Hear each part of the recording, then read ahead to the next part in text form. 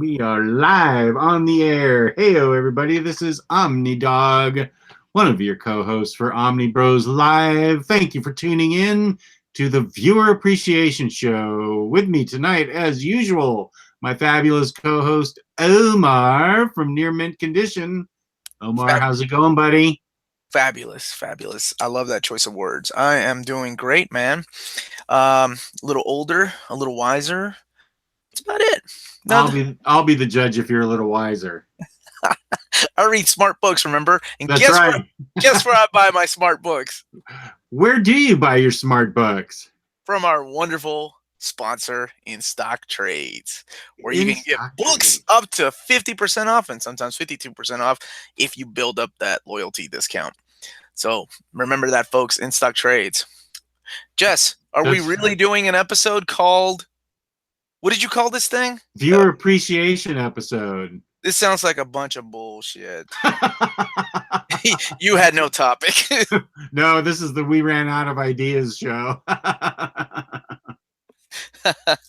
That's what I thought. That sounds more like you. Let me just continue with the IST, because something that needs to be said is that if you order $50 or more worth of books in the United States, you get free shipping in bomb-proof packaging with fabulous customer service. But you already talked about the up to 50% off and the loyalty discount. So that's In Stock Trades, marvelous sponsor of ours. And there's Tolga Burke, who was nice enough to grab me those books we were looking at. The artwork reminded us of Bruce Timm, Omar. And you saw those in the chat, right? Yes. Oh, because I was going to outbid you by $1. That's right. You scumbag, you. As soon as I saw the artwork, I'm like, oh my gosh, this smut is right up Jess' alley. Like, it's not even smut, really. It's just, fine, nice artwork. It's good girl art. That's what I call it. Good girl art. Yeah, so that's all you. I'm more of a bad girl art. But Tolga sent me some books. I can't wait to get them. I understand it'll be a month or so because it's coming from the Netherlands. But those books were going to cost $90 a piece. They're so rare in the U.S., but he found them for a reasonable price, and he made a gift of them to me. So I'm really looking forward to it. That's very nice of you, Tolga, my buddy. Tolga's a great guy, man. Sometimes he finds things on. I know you don't believe in this word. He finds manga overseas because some of the stuff is out of print here, and remarkably a lot more accessible and cheaper overseas. So he hits me up every once in a while. So yeah, tonight's topic is let's get Jess to read some more manga because he's a damn fool. I'm not gonna bust on manga. I don't dislike it. I just couldn't get into it, but I'm not gonna rip on it. It's just not. It wasn't for me, but I wish it was for me. There's so much out there that it's awesome. Okay, let's see. I'm not just into bad. Oh, it's Gabe. Why am I replying to Gabe? Every time I have to defend myself, it's usually Gabe. Yeah. Or my boy John P. Where's John P at? Or Cyclist, or whatever the hell he's calling himself these days. Future episode topic: favorite female writers and artists. That's a good one. Yep, that's a good one. We could have used you 2 days ago there, Kristen. Darn it. We could have talked about it tonight, but let's definitely save that for an episode. So this is the episode where we're getting the ideas from the chat. You tell us what you want us to talk about, and we'll talk about it. And Surf Punks is busting me up about I read the stuff I have first. Yes, I'm working on it. My backlog is huge. That's a good topic. Let's get Jess to read some good stuff. Get off me. Ooh, future topic, DC Animated Universe. Yeah, I'm a big fan of that stuff. While the Marvel Cinematic Universe seems to be, despite of what some people think, just kind of overtopping the DC Cinematic Universe, the animated universe is hardly there anymore. It's always been DC. I mean, DC had the big guns, starting with Batman, then moving on to Superman, Justice League Unlimited, and then they went on to do the what was the first one? I want to say it was Death and Return of Superman was their very first project, like standalone release to straight to video movie based on a comic book animated movie. Did you ever watch that? I have not. The only thing I've watched really, and it was a while ago, was Batman the Animated Series. That's really all I've ever watched. And then I watched the New Frontier Yeah, movie. That's it really just it. okay. Batman the Animated Series, man, that was like 25 years ago. Yeah, that's when I watched it. My daughter Oh, was a wee lass. yeah. Oh, it still stands here test of time, dude. It's such a great show, and they're releasing them on Blu-ray, I believe, in April. Oh shit, next month. Next month. Yeah. Yes, I was right. Kenny Ray, my man. Superman Doomsday was their first animated DC animated universe movie they did. Did we do a custom binding video? No, we didn't. I was out of not even town, the country. So I had to reschedule. We're hoping to try to do it this weekend, if unless my wife is um planning something for my birthday, which oh, there's a good topic. How many porn comics does Omar own besides Minara? I'm gonna be straight up with you guys, just because we're friends. When I turned 18, I had a bunch of some Japanese like manga that was borderline hentai, and then some American like I think it was just adult oriented, like based on porn stars. I think is what they were. I don't know if you remember those. I worked at a comic book shop, so all these things came in one day, and I'm like, oh, this is interesting. Anyway, so I turned 18. I started seeing this girl that got serious. So I was like, it's time to say goodbye to these. I don't need these anymore. So I handed them off to my creepy friend Seth. Seth, if you're watching, I need those back. No, I'm just kidding. Um, Seth, everybody has that one creepy friend that would like, yeah, I'll take your old smut, sure. Sounds like me. Well, no, this is not the stuff you are into, dude. This is some fucked up shit. Oh, Anyway, really? Okay. yeah, especially the Japanese stuff. So I don't really own anything. The only thing I really do own is the Minara. Um, that's it, the erotica, and I was like hesitant to buy that for a long time because I have kids, and I'm like, oh man, what if the kids see that one day? Yeah. So they're up on the high shelf somewhere. Um, that's it. Uh, there was Yeah. another. There's another question in here. Uh, what was? Oh, it was about the. Okay, so Omnipool thinks that Batman Mask of the Phantasm was the first DC animated universe movie, which technically, yes, it is, but it was still based on the in continuity with the Batman animated series. It wasn't a standalone like Death and Return of Superman or Tower of Babel or whatever, Doom, um, or the Teen Titans Justice League crossover. That was still based on the animated series. It wasn't a standalone story. Am I right, Jess? Or what do you Yeah, think? I agree with that. We're getting a lot of good suggestions for future episodes. All right. I think a history of certain characters and their greatest runs, or the history of the Gold and Silver Age, would be cool. That's a good idea, but we need an idea for tonight. Dude, just pull up Wikipedia. That's what like 95% of the YouTube channels do anyway. And apparently people like you reading, so get to it. Yeah, we do need a. Well, no, there've been some good questions for tonight that we were able to answer. Well, I don't know. We can just go question and answer if that's what the audience wants to do. Let's do it. Let's do it. Didn't you do it? You did a Q&A yesterday, brother. And I thought it was funny that you were like, I'm going to be by myself.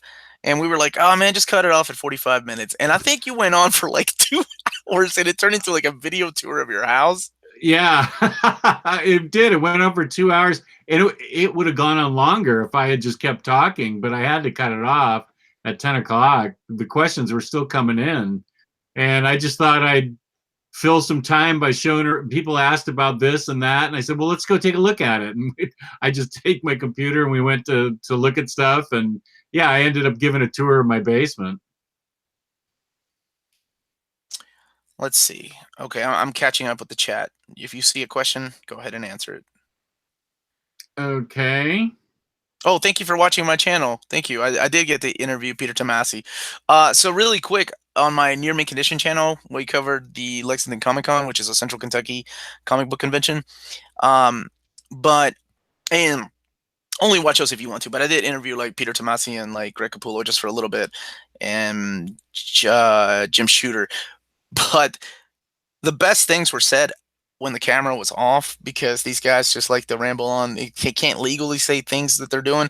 But Greg Capullo is going to be working on Swamp Thing. That was the big thing that he told me off camera. Fun. That's And, really fun. and I think they just recently like he tweeted a picture or something like that Yeah. of something. So I'm excited. I don't know who the writer is. I know Peter Tomasi said he is not going to do a Black Label series, but he would love to one day, and that he can't tell me exactly what it is he's gonna be working on, but I may need to look up to the stars. I was like, man, why are you giving me hints like that? That's so vague. I don't even know what that means. But anyway, but it was a lot of fun. So back to the chat. I told you to pick a question, man.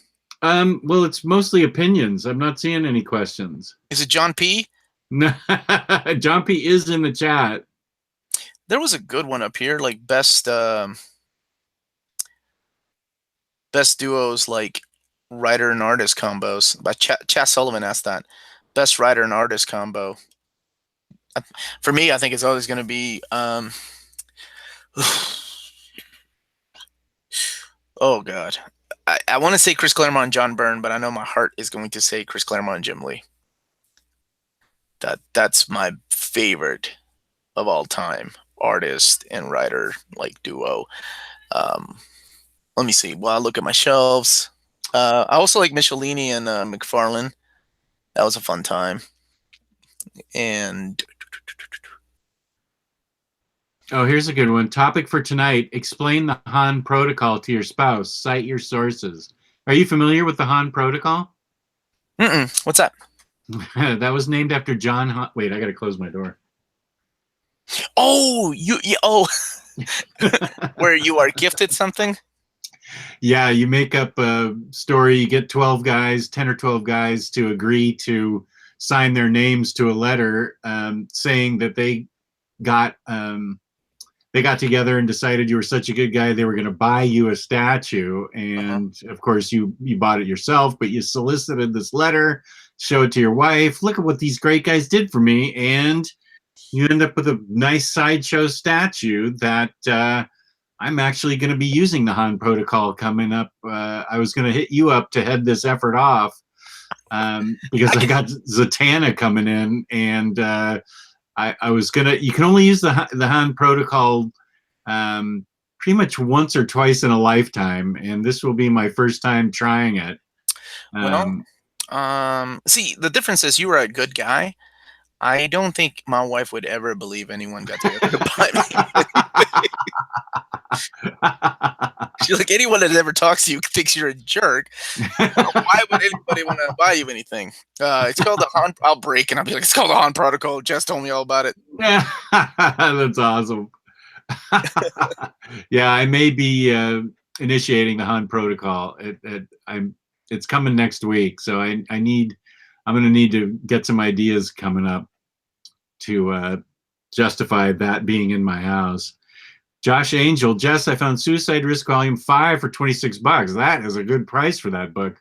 Looks like I'm going to buy the whole series on your recommendation since I stumbled on a cheap Volume 5. Good job, Josh. That is an excellent series that Peter M. told me about, and I highly recommend it. I think you're going to love it. I used to work at Sam Goody, which basically is FYE. This is Clark Nato, and we used to get the weirdest hentai buyers. Yep, that's my buddy Seth. He was probably one of those. Let's see. What is your solution to Marvel's animated universe? Why did they cancel their good shows early?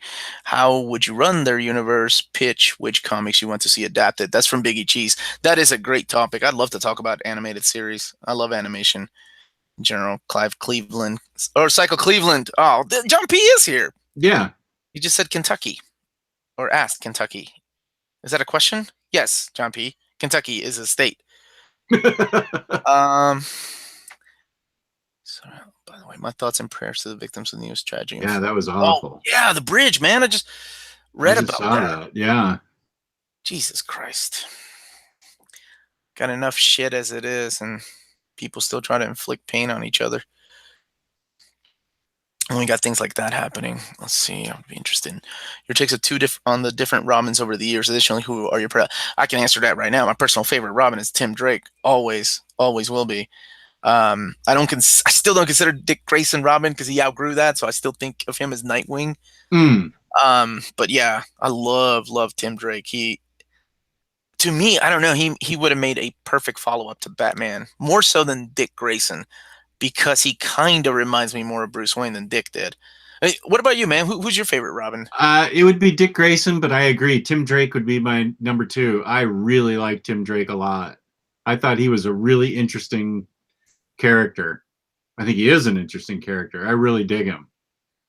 Yeah, I'm glad that they brought him back. Yeah. What are 2 must-reads from Marvel and DC? 2 must-reads from Marvel and DC.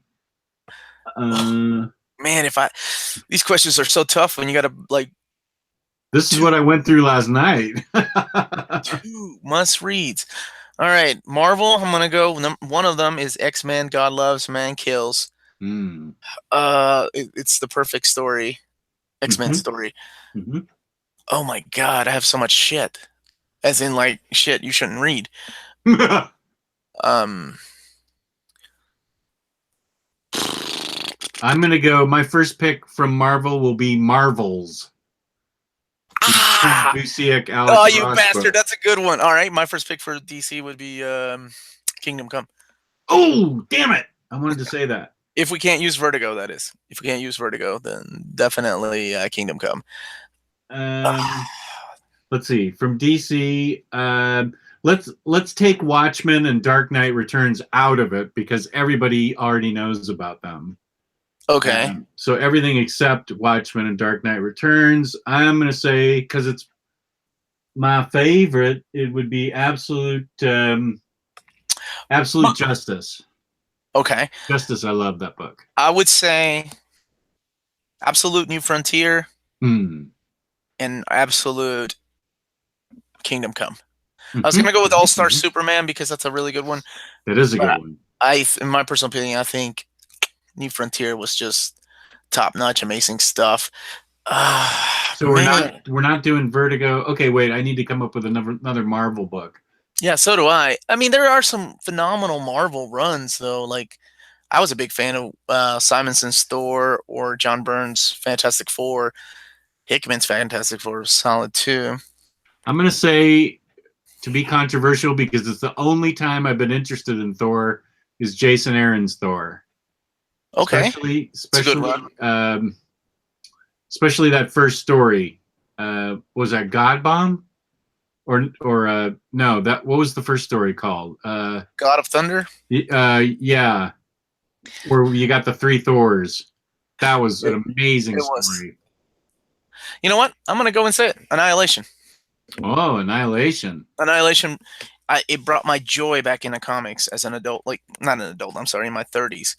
That I had when I was a teenager. Like that, oh my God, a crossover. I got to go and buy every issue because this is so awesome and I'm going to miss things if I don't. Yeah, Annihilation for the win up there. And I'm going to cheat like Jess and change my answer instead of God Loves Man Kills to all of Chris Claremont's X-Men. I don't know how long Jason Aaron's going to write Thor. Well, that's a good point. Israel Gayton says Ed Brubaker and Sean Phillips, and I agree with that. I think that's who I pick for my favorite writer and artist. I always could count on them. Really? Yeah. Huh. I'll agree with that. Cool. So there you go. Those are our 2. I don't know if that's what everybody else would have chosen. I wonder where Gabe would have gone with this. Probably something shitty. It's just not as fun when he's not here to take up. That's true. Was Tomasi able to confirm Green Lantern Corps Omnis when you talk to him? Clark Nato asks. He said that they told him yes, but they told him yes 2 years ago. Right. So who knows? That's what he said. That's where he left it at. That was my big. That of course, as a collector, a collected editions guy, that was my big thing. I asked him, I was like, are we still going to get the Green Lantern Corps Omnis? And he was like, I was told yes 2 years ago. I don't know what that means anymore. But, I mean, Absolute Transmetropolitan 3 finally showed up. So there might be hope. And Kristen Robertson, you should have said hi. I'm sorry, I was busy with the camera or just walking around. It would have been good to see somebody. That's really cool that you interviewed all those people. Yeah, it's a lot of fun, man. I forgot how much work went into going into conventions and doing it as press. Oh my god, dude, I miss the days of San Diego Comic-Con when you can get in for free as press. Like you would, I don't know how they do it now because it's been 15 years since I've done press stuff. But like you get to sit in the front row. They let you in before anybody else during the panel, so you don't have to sit in these ridiculous lines. I'm sure things have changed now. Like, cause like the last time we went, I went the year before Serenity came out, so it was before Joss Whedon and the cast of Firefly was there. Which cool! I missed, but my buddy Dan got to go to see that. Oh. I would love to see Marina Baccarin in person. Yes, and Nathan Fillion. He was my big man. He's always going to be my man crush, man. I love Nathan Fillion. But, you know, it was just really cool back then. I don't even know. Like, I remember paying for comic book con tickets, and I'm like, holy shit, these are expensive. Like, when I stopped doing press passes, I didn't realize how much comic cons could be. Yeah. But I forgot how much work went into it, like how you have to move around and how you have to trouble the creators. Like, can I come back in like 10 minutes and get 5 minutes of your time? Things like that. But it was a lot of fun. I really enjoyed it. And I would do it all over again, hopefully in the fall when a new con comes up. I'm thinking about going up. I'm coming up to Baltimore, man. If you're that would be great. Yeah, that would be great. I'm thinking about that. That would be a lot of fun. We'd have a blast at that. Because that's the one you go to, right? Yeah, I'm going to Awesome Con at the end of this month. Mm-hmm. That's in DC, and then Baltimore. Those are the two I go to regularly. Well, I may see you at Baltimore then, brother. That is a great idea. And then we can go and pick up porn books together. Apparently, that's what people think we collect. That's right. Beto Rios is in the chat. Beto just got a bunch of really cool swag from the Mondo. He invaded Mondo. I think it was a Batman animated series party, and or maybe it was Superman animated series. Beto, you'll have to correct me on this. But he got a bunch of cool swag that he needs to put up on Crypto's Den. I'd like to see what you got. Just how far along are you in watching Full Metal now? I'm still done with episode 1. It's been, there's a lot more episodes than that. Yeah, I know. It's been this week has been particularly tough with seeing my accountant and getting my taxes done and all this real life stuff. So I haven't had a chance to watch too much television, and I haven't watched any television actually. So that's one thing I absolutely have to do. Oh yeah, it's good, man. Yeah, I forgot about Ed Brubaker. Everybody's naming like a writer artist right now. Ed Brubaker and Sean Phillips. That's a great team. You're right. And I also like the Azzarello and Rizzo. I really like that's those true. guys. That's great. Great combo. Did you give Chocolate Rain a listen to?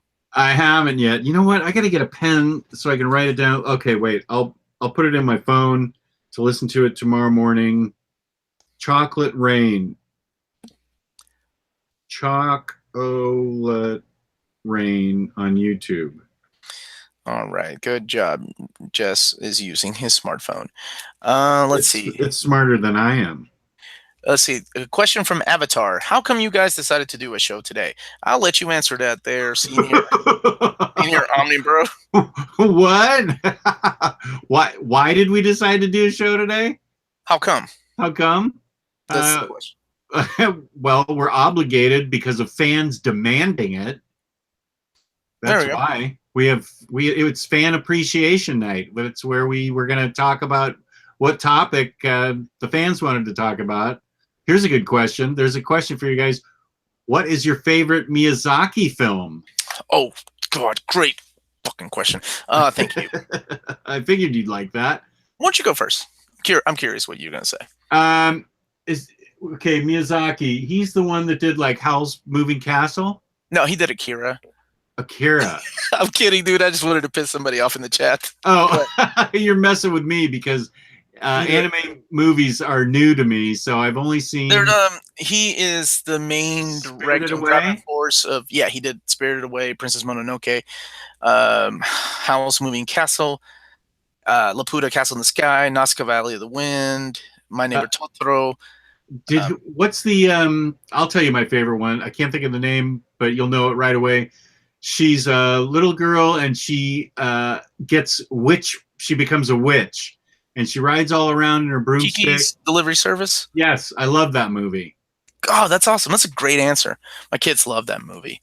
Mine would have to be, even though it's pre-Studio Ghibli, it's Nazca Valley of the Wind. I love that anime. Okay, I need to see that still. It's their first one they did as a studio, but before the studio was formed. And what's his name? Hideko Anno, the guy that directed Evangelion, did some sequences in there. And they became really good friends, him and Miyazaki. So much so that Miyazaki let him voice the lead character's voice in what the hell's the final Miyazaki movie, The Wind Rises. Yeah. So, but he's coming back out of retirement just to show these bitches you don't have to rely on 3D animation to make a good animated movie. That's right. I want to see Your Name too. I know that came out last year. Did you see that? Oh yeah, that's Shinkai. No, I have not. I'm behind on my anime, honestly. I haven't seen it, so I want to see that. It's the same guy that did what is it? One of my favorite ones, The Voices of a Distant Star. That's it. And then 5 centimeters per second. All his movies are good, though. I really enjoy his stuff. Yeah, I need to see the English dub of I think Howl's Moving Castle. That's the one with Christian Bale as the. Is Howl's Moving Castle the one with Christian Bale as the kid? I'm just gonna stop talking to you because you said English dub. Well, it's supposed to be the best version, according to Alex Holmes. He's the king of anime, even though you think you're the king of anime. I don't think I'm anything. You're 40. That's what you are. Oh my God! Did you have to say it like that? I did, because my birthday's this month too, and I'm way ahead of you, dude. Oh man! If I make it. I don't. Yeah, I tend to stay clear away. I'll tell you how much I don't. I have to watch them in their native tongue. Like I just. I don't know. I've always been like that. Unless unless there's no other way to see it. Unless there's a few exceptions, but as far as like the Studio Ghibli films, I try to watch them in their native tongue. Even though Neil Gaiman wrote the script to Princess Mononoke, I still have to the English script to the Princess Mononoke. I still have to watch it in the original Japanese. Hey, dude, no judgment from me. It's a judgment-free zone. I'm not going to call you an elitist. I think you just did. Oh, whoops. I'm just kidding, dude.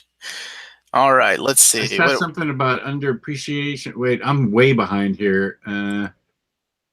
Do I think any Brubaker and Phillips book is bad? No. I own them all. Yeah. I love them all. And I wasn't a biggest fan of Sean Phillips until he started until he started teaming up with Brubaker. Then I became this huge fan. Because I think he worked on like an X-Men story, and I'm like, oh, who is this guy? He can't draw mutants. And man, yeah, his stuff with Brubaker, that noir stuff, top notch.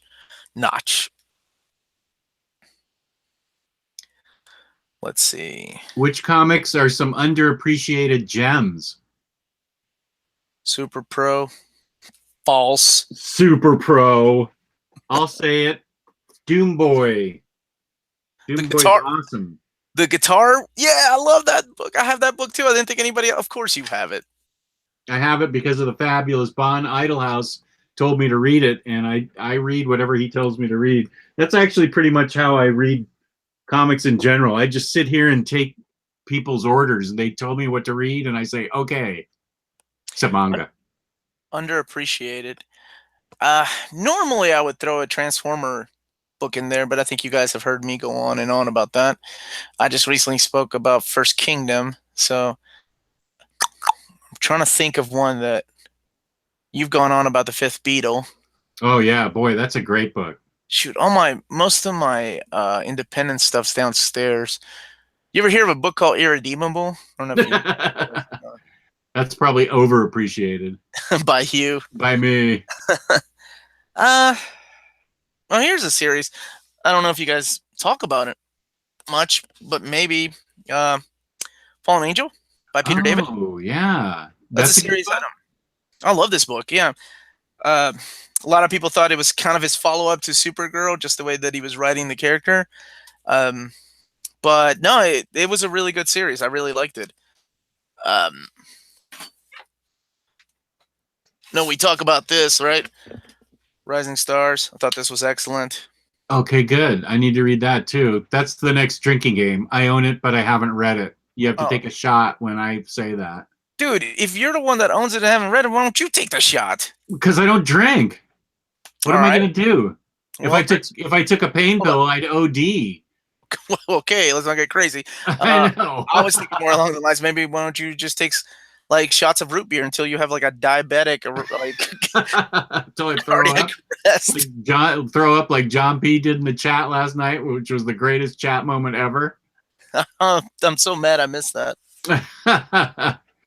um, let's see. I saw Sledge was saying that everybody's still hungover from last night's drinking show where we played I Don't Know, and you had to take a shot. I love the Q&A with you. I don't know. I don't know. Take a shot. Because John Wilson said he's a little tipsy. A mate took him out to the pub. Good for you, dude.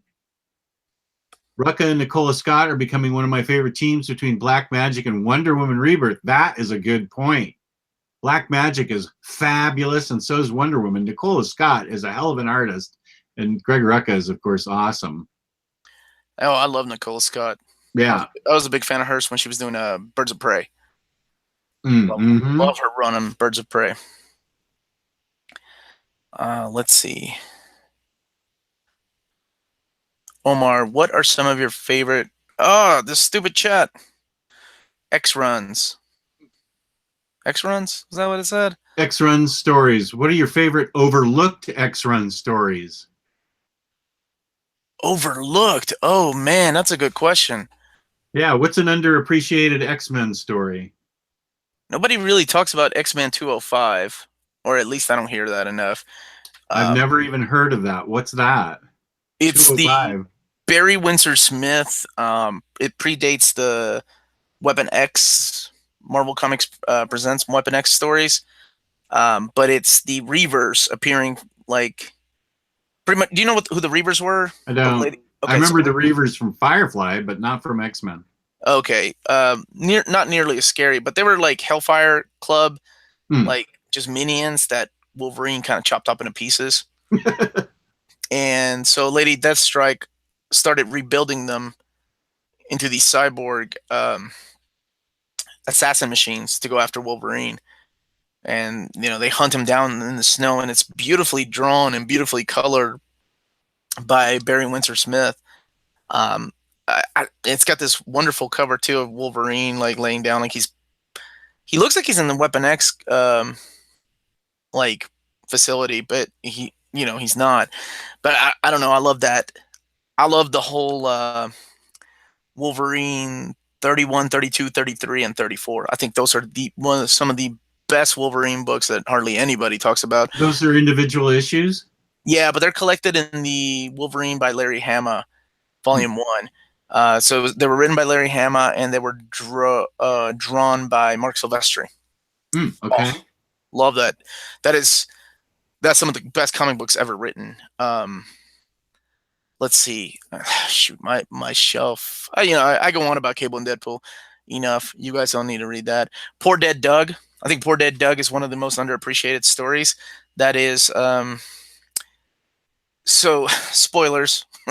This is like a 25, 30-year-old spoiler, but Doug Cypher was a pretty much useless mutant in the New Mutants, and his power was just he was able to translate any language. So he became friends with Warlock. Warlock is a creepy-looking creature. Yeah. That you probably remember, like Phalanx and stuff like that. That's kind of where where that led. But he Doug dies during the Fall of the Mutants crossover. He gets shot and killed. He doesn't even die a cool way. He tries to protect his friend by pushing her out of the way. He gets shot a few times in the stomach and dies. And the sad thing is nobody even knows he's dead until issue 61 when they try to find him and they're like, "Oh my God, Doug's dead. We didn't even notice."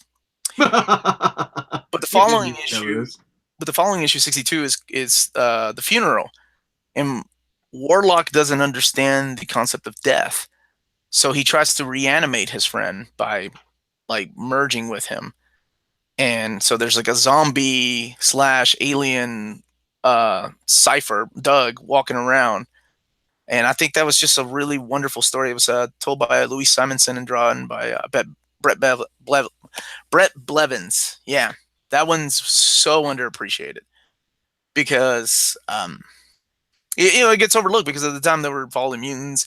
Everybody paid attention to the X-Men, and of course, the first appearance of Death, which is an X-Factor Archangel. But yeah, Poor Dead Doug. That's a great book. I'm trying to pick stories just from certain storylines, from big chunks. Here's a compliment for you. Hey, Omar, just wanted to thank you on your recommendation to Don Rosa's box set of good. Uncle Scrooge and Donald Duck. Just made my purchase on ISD and should be getting them next week. Just made my purchase out in stock trades. Good for you, Sam. I am. You chose wisely. You won't be disappointed. It's a great run.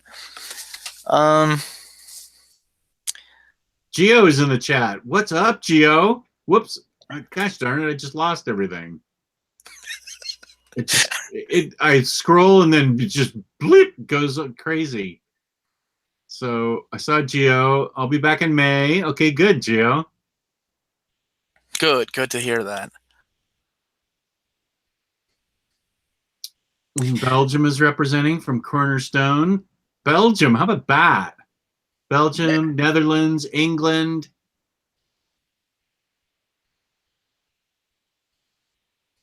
Go ahead. I'm excited. Nick P's asking if anybody's excited for issues 3 and 4 of X-Men. Yeah, grand design. They come out later this summer. They're solid. I really enjoy those. Especially big as an X-Men fan as I am, I love them, and I hope they do a proper collection of them, and I hope they do volumes 5 and 6 to keep going past issue. I think they were going to do up to 300 is what they were going to do. So yeah, I'm excited about that. How much Valiant have you read? I read a ton of it last January, February, and then I dropped off. But I read like all the #1 deluxe editions and some #2s, and I'm really kind of unhappy with myself that I dropped that, because now to get continue the story, I got to go back and reread all that stuff. But I really enjoyed what I read. I thought it was solid. I have read 0 Valiant. Zilch, okay. I wanted to do a readathon, but I don't know. It was just, I think it's one of those decisions that I made that these set of books don't exist, because if I get one, my fucking... Yeah. Like, seriously, I have problems. Like, if I get one fucking thing, I'm going to end up getting all of it, and I can't. I can't make that kind of... I totally get it. I totally get that. At least not right now, especially since some of those volumes are out of print, man. Yeah. And I know people are like, well, you can read it digitally. No. I don't wanna, and I'm not gonna. I like holding books. So I haven't read any of it. I've read most of the original Valiant when that was coming out, the Jim Shooter stuff. But the new stuff, even though I've heard wonderful things, like Gio, you guys, I remember watching an episode with you guys, Gio and Riley were going on about it. But yeah. Going on about what? Valiant books. Oh, yeah. Yeah.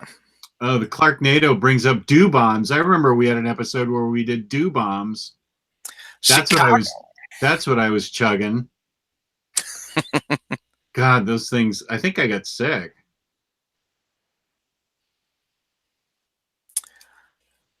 question to Omar and Jess, not Jesse, just Jess. Favorite video game related comic? Uh-oh. I don't think I have one, but I bet you do. I got a bunch. So I have two, purely for the art, not really the story. These are by Udon, and they are the Darkstalkers, which is one of my favorite fighting games of all time, and Street Fighter. So the art in here is insanely good. Definitely don't get this because of a deep story or anything like that. Just some kick-ass artwork. And just to see some of my favorite characters kind of kick ass and with, like I mentioned before, some amazing artwork. A couple fan service pictures in here. You know, you get... Ooh, good. Well, not that one, but there's Fei Long. You know, you get characters that show up. You're like, oh, man, I remember her. There's covers by Japanese manga artists. This is, what's his name? Naito, the guy that did Trigun. Yeah, I'm a big fan of the Udon titles. Love those covers by Joe Chen. I don't know what she's doing these days. But Darkstalkers is the same way. Darkstalkers I get just because of the beautiful artwork and to see my favorite characters fighting. This would be my favorite video game to comic. Now I've heard good things about what was it? Ashley Wood's Metal Gear books, but I myself haven't read them. Yeah, this is Darkstalkers. The one that I did read that was a lot of fun was this awesome crossover. By Archie Books, the Sonic and Mega Man crossover, When Worlds Collide. Yeah. So yes, I have a couple of books that I like. Look at this awesome picture. Look at all those Robot Masters. Jess, do you even know what Robot Masters are? No, I don't. I don't know. Time to take a shot. Robot Masters are Mega Man's villains created by Dr. Wily. And some were created by Dr. Anyway. Okay, Omar or Jess, this is a question for you. Where is the best place to start reading Valiant? I think Harbinger #1 is where I started. Is this New Valiant? What makes that the best place to start, by the way? I think that's where everything sort of hinges on. Everything sort of springs out of that. A couple of Valiant books you can read. Dr. Mirage you can read just flat out. It doesn't have anything to do with the universe. Doesn't have anything to do with anything other than Dr. Mirage herself. That is a great Valiant book. I love that book. You can just read that standalone. I loved that book. And I really liked the first book that I read of Divinity.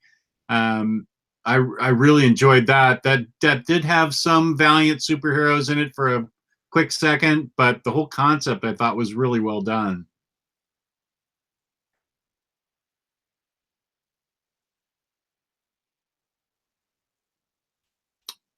Yes. Yes. I was answering Ricky C's question. Is Loeb and Cell's Batman Omnibus a good? Is it good for someone who hasn't read any Batman? I think it absolutely is. Sure. Mainly because of Long Halloween. Mm-hmm. Long Halloween, you kind of get the origin of some of his villains. The previous 3 books, what are they called? Dark Knights, Haunted Knights. Those are kind of standalone stories. I mean, if you know who the Joker is, you know who Catwoman is, then you don't really need to know much more other than that. Other than this guy dresses like a bat to fight these villains. But man, once you get into Long Halloween and Dark Victory, woo, you're in for some good reading. And and honestly, they're kind of their own little standalone origin stories. Even though fucking Long Halloween replaced Year 2 in continuity, so can't win them all. What are some of your favorite candies from childhood? Pixie Sticks. I loved Pixie Sticks. I still like candy. I know, I do too. Man, I've always been a Reese's Pieces kind of guy. I loved Pixie Sticks when I was 10 years old, man. Big long tubes of just flavored sugar and you just dumped it in your mouth. Those were great. Yeah. Oh, I remember those. They still make them, right? Good question. I don't actually look for them anymore, so I don't know. They used to have little teeny straws for a quick hit, and then they had big long ones when you wanted to amp up for little league baseball games. Did you say for a quick hit? Yeah, I did. Whack it back and get all charged up, man. Yeah, Reese's Pieces for me. I've always been like that. But now, I'm into the Reese's Peanut Butter Cup Blizzards. Oh, best of both worlds, man. Ice cream and chocolate. That's when I've had Blizzards are awesome. I try not to, trying to, the older I get, the more I'm like, well, I got to be healthier. And then, every once in a while you have that day from work, you're like, fuck it. I can either drink or I can just, go on a sugar rush. Right. We got the fabulous Mike Noah in the chat. He agrees with you on Reese's Cups for the win. Oh, he says Reese's Cups. You like Reese's Pieces. Well, Reese's Peanut Butter Cup in a blizzard. Yeah. I'm having some Toxic Waste and Warheads right now. So good. Warheads, I remember those. Warheads. I remember red tamales. We used to throw them at the movie screen when we were kids. I think that's the rite of passage, right? Every rebellious kid did that. Yeah. Fuck this. Yeah, exactly. Let's see. Is Grant Morrison's run on Batman worth picking up? Yeah, Clarknado's right though. Yes, but Morrison requires a lot of canon knowledge. Yeah, that's a hard book that's a hard run to just say pick it up and read it, because there's so much before it going on and so much after it. It's yeah, I mean, I'll be able to pick it up and read it because I have knowledge of what went on before and everything. But yeah, that's a complicated run. What? Listen to you. I can pick it up because I have knowledge of everything in the DC universe. Well, I don't have any knowledge of anything else, so I have to brag about that. I'm kidding, man. Motherfucker. It is kind of a convoluted read when you're getting into there he is. Gabe the Babe. What up, everybody? Please don't encourage this bastard by calling him that. Hey, man. Unlike you, Omar, I don't give myself my own nickname. What? Fat? No, never mind. Right. Dude, there was a question that I was curious what you would say. Oh, your definitive 2 books in DC and Marvel. What would you choose? Like definitive? I put it in the chat, man. Way to pay attention to me. I ignore everything you type in the chat.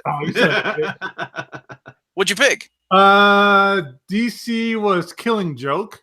Mm-hmm. Marvel was The Crossing. No, I'm kidding. What was it? Fuck, what did I put in for Marvel? Omar loves The Crossing. I know. I do, but I wouldn't say it's definitive or even in my top 100 stories. Wait. Well, remember, Jess had a perfect one with Marvels. Yeah, he took mine. Oh, sure. I didn't put even think the about Galactus trilogy. The Galactus trilogy. Which one? The Galactus trilogy. Oh, okay. That's a good one. Yeah, I was curious what you would say.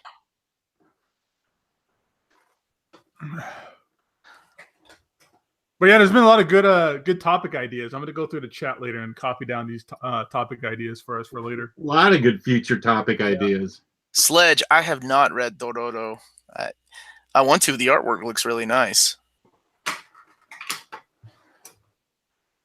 Oh, we got Kemi Jacob in the chat.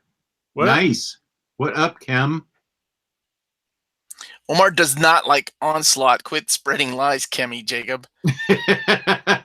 You're confusing me with that bald bitch over there.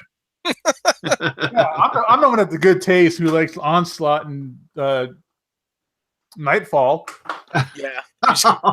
Keep digging that grave, buddy. Yeah. All right, Atlantis Attacks. I'm not a fan of Atlantis Attacks. I like The Crossing, but that's the one. And I know you like some shitty shit. Yeah, I do. Of course, I was a kid of the 80s and 90s, man. I read some horrible comics and still do to this day. Yeah, it's been pretty fun, man. Speaking of being a kid of the 80s, man, goodbye Toys R Us.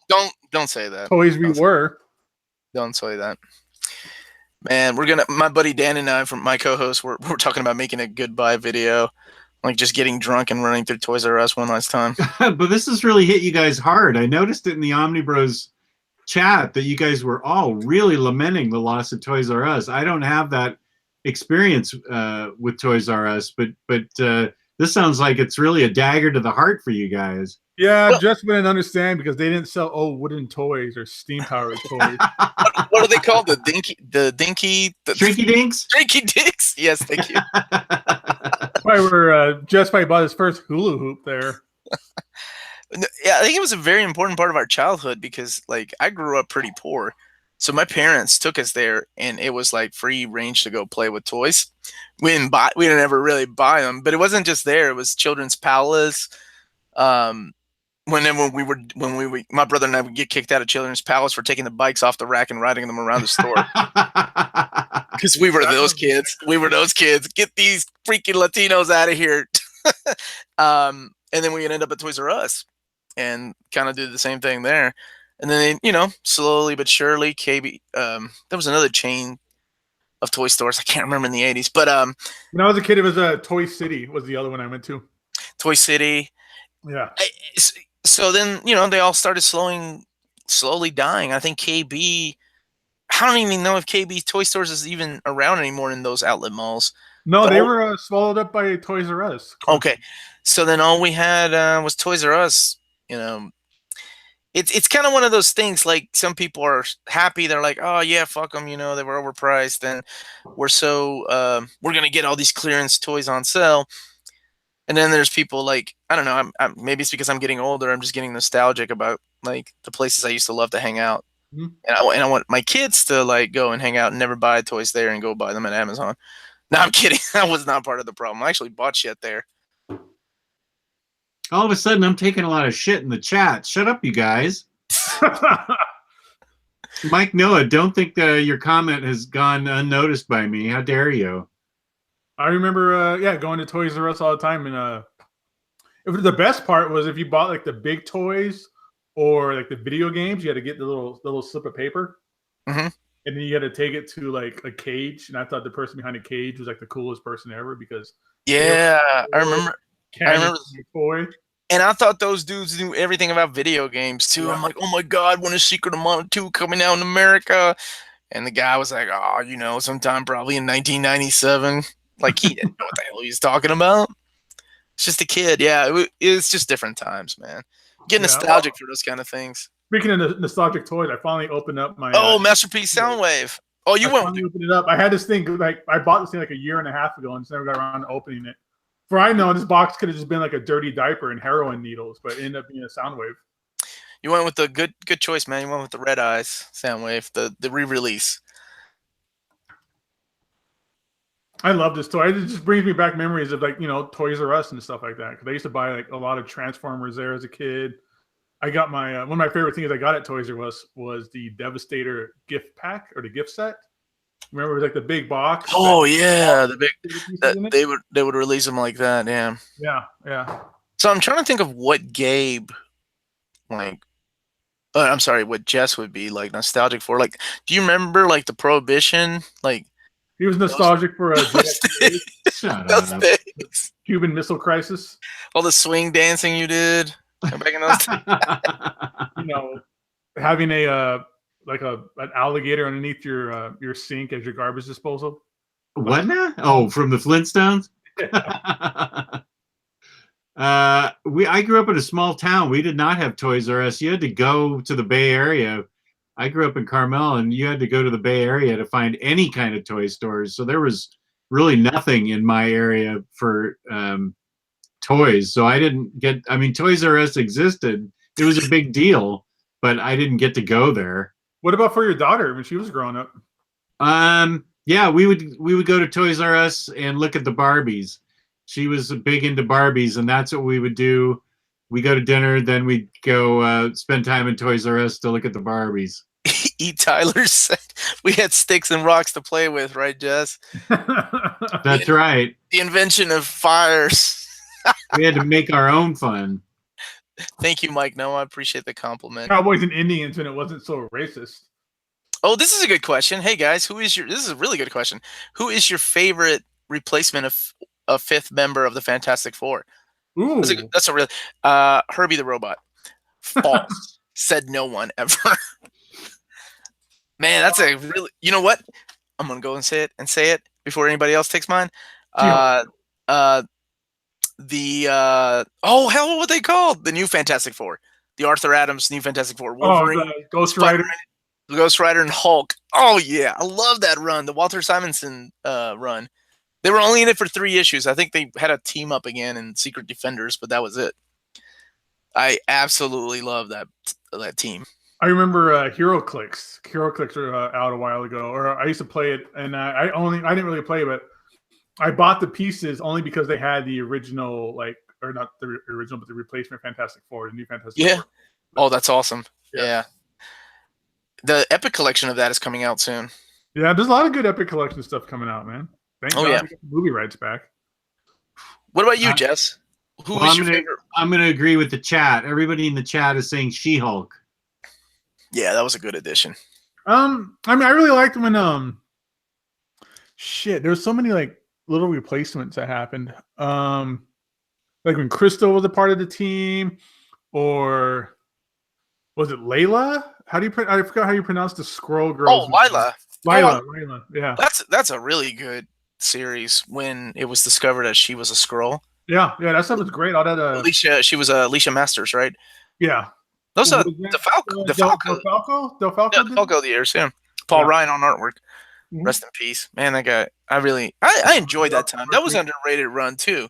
Yeah. Just because it was 90s. I mean, honestly, a lot of Fantastic Four is just completely underrated. Like, I don't know, it doesn't seem like that many people really read or just really bust out that much knowledge or bust out that much runs about the Fantastic Four when you talk about good runs of things. Yeah, I think most people stick Kirby stuff, but that's just generic, everybody's answer, I think that's what I was going to say. I think most people stick to the basics of like Kirby, Wade, and now Hickman. Or John Byrne, Yeah. Yeah. Sorry. And John Byrne. People don't seem to forget that there were some pretty good runs in between.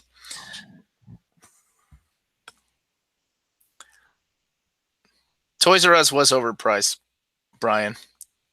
You're right.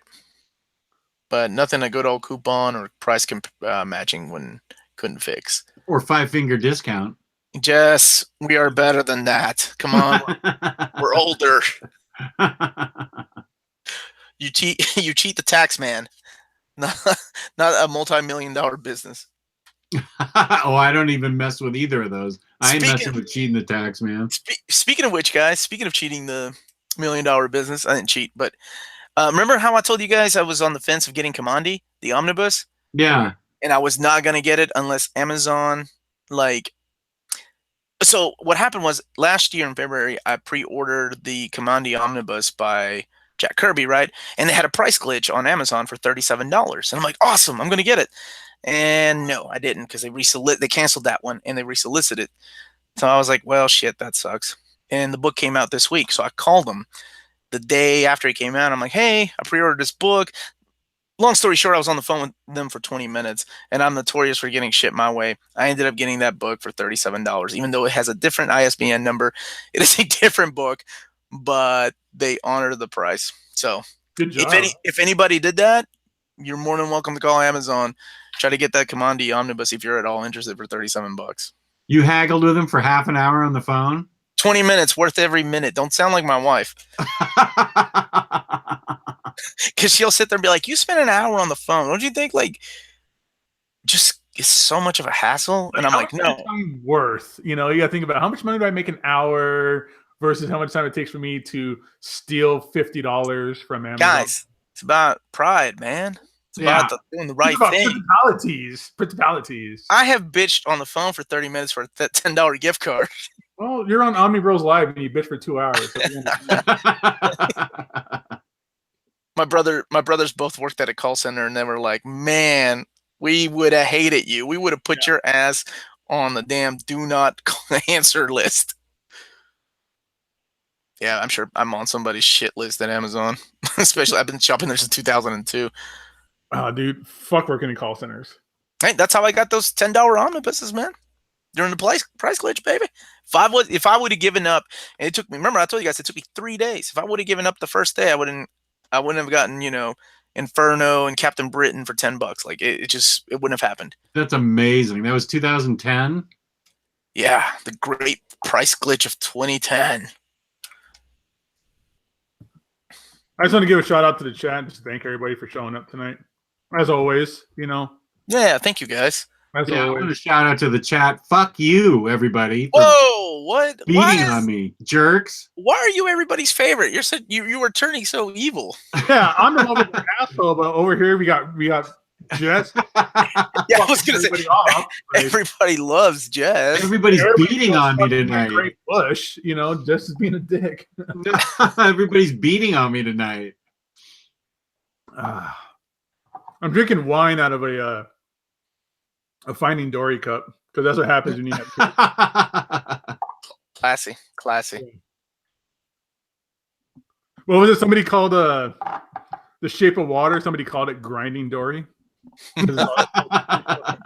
That's brilliant.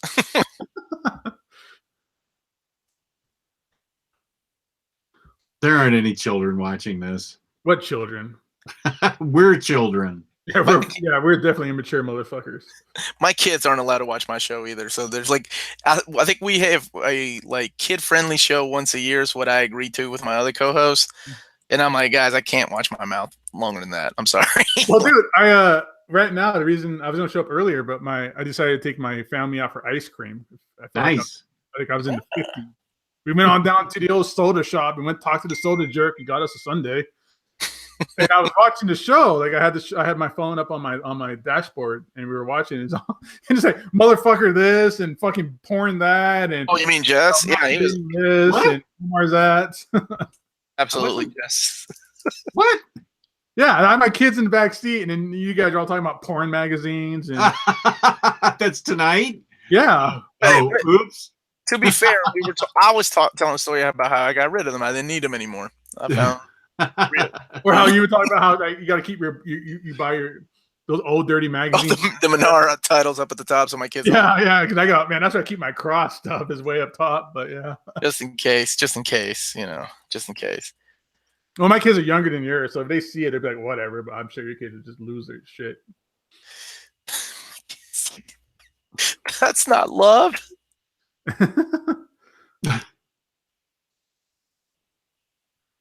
Question to Gabe: do you have an entire series in CGC? That's from Cornerstone. No, not an entire series. No, I feel I'm a little more picky about what books I get in CGC. I don't do like whole series or anything like that. I stick with the key issues, first appearances, stuff like that. I don't do a whole run. Granted, I have thought about doing that with Infinity Gauntlets because I have them all signed, but since they're already signed, I can't get the yellow labels on all of them. So that's what stopped me from doing it. Mm. I'm curious what would you have CGC? Jess? Out of the books that I have that I don't have CGC'd? Mm-hmm. What would you have CGC'd? I do have 3 books that I'm going to get CGC'd. I'm going to meet with my advisor, my comic book advisor, on Sunday. Let's do it now, Jess. I'll do it. That's us. Do this for a living. Yeah. What are we talking about? He's a dealer. He's the guy that advises me on what to buy for investment books, and I'm going to take him. You're a flipper. I knew it. No. Yes, right now, dude. Get those New Gods books. New Gods #1, First Miracle Man, First Big Barda. Like, get those books right now if you don't have them. Because of the movie that was just announced? Exactly. I've had mine for a while. I got mine dirt cheap because nobody cared about New Gods, but now they're going to start caring. Yeah, that's a good point. Best in Comics 101 with Gabe, Omar, and Jess on OmniBros. Moon Knight, get that Werewolf 32. You're going to spend a lot of money on it, but the moment that thing hits a Netflix series or anything, that book is going to explode. Get Super Pro #1, sub by 50 and DCS. I got like 398 if you want one, Omar. Like, they better be free. Like, they have better paid you to get those graded. But what about Jess? What are you talking about? Let's talk about it. The books I'm going to get CGC'd are I can't remember now. I think it's Action 252, the first appearance of Supergirl. Oh yes, get that done, dude. I have that in really nice shape. Then I have Flash 123, first appearance of the Golden Age Flash. No, it's first appearance of a multiverse. Right. First. I have the first appearance of the Golden Age Flash. Wait, are you talking about the classic cover where it split? Oh wow! At each other, and that guy got that big old like pylon falling on him. Yeah. Those two, and then I have the first appearance of Thanos that I want to get CGC. Yep, do it, Jess. I mean, you're gonna spend. Where do you get yours done? Like, you go to like a shop to get it CGC'd, or do you have your own account, or how do you do it? My comic book advisor has a CGC account, and he sends them in, gets them done, and gives them back to me. Get them. I'm gonna stop you right there. Is comic book advisor a title this man gave himself? No, it's what I call him. He's the guy that I went out to In-N-Out Burger with for the day. Oh, the pilot. Yeah, he's an airline pilot. He flew in the Iraq War, and then he retired from that into the Pentagon. Then he retired from that into the airlines. He flies for an airline, and he's also a dealer. And so he helps me buy and invest in comics. And I just had I've had meetings with him throughout the years, and I have these are all in safe deposit boxes. I have like 20 safe deposit boxes full of all these comic books. Jesus, I still need to get one. I still need to get a safe deposit box. I have two words for you, Jess. Living will. No, I got another word for you. I got another word too. Beneficiary. I'll take sloppy seconds. I've always been good with that. Yeah, give your books to me. I'm pretty sure that was my yearbook quote. Sloppy seconds. Okay. Omar, you look like a sloppy seconds kind of guy. Ain't no shame in my game, baby. All right, let's see. What always last. I think here's a good question. Jess, Gabe, and Omar, any whales left that you haven't caught? Excellent question. I do have some that I have not caught. Oh, okay. Are we talking about whales in general, or whales that we actually are on the hunt for? Yeah, the ones we're on the hunt for that we haven't got yet. Absolute Promethea one for me. There was a couple of others. I'll have to. Oh, the bone. Was it the 20th anniversary? The hardcover box set. The box set. Mm-hmm. Yeah. And there's one more that I really, really wanted that I haven't bought yet. Oh, maybe it was Echo hardcover. The Echo hardcover, the Terry Moore Echo. And then, I mean, there's others. Apparently, one of my DuckTale books that I let a friend borrow that he let it walk off. Somewhere. Oh, no. Not the one I got from Brooks, luckily, but the first volume of that. I mean, it's not too much, but it's kind of a wallet. What about you guys? Good question. The one I was looking for forever was the Strangers in Paradise hardcover omnibus, and I bought that from a nice guy in the group last year. That was my last whale that I had been looking for, but I just traded my Sleeper omnibus and that's out of print, so I need to get it again. So that's a whale I need to get. I traded it. Dude, I had one at the store a couple days ago, but Steve Rogers picked it up. Oh, damn it. Wait, time out. Captain America? No, Sleeper. No, Steve Rogers is a guy in the group. Oh, no. Captain America picked it up? All right, go ahead. So I just traded my Sleeper omnibus for volumes 1 through 5 of Childhood's End that you recommended to me, Omar. I feel like I was your comic book advisor. You were?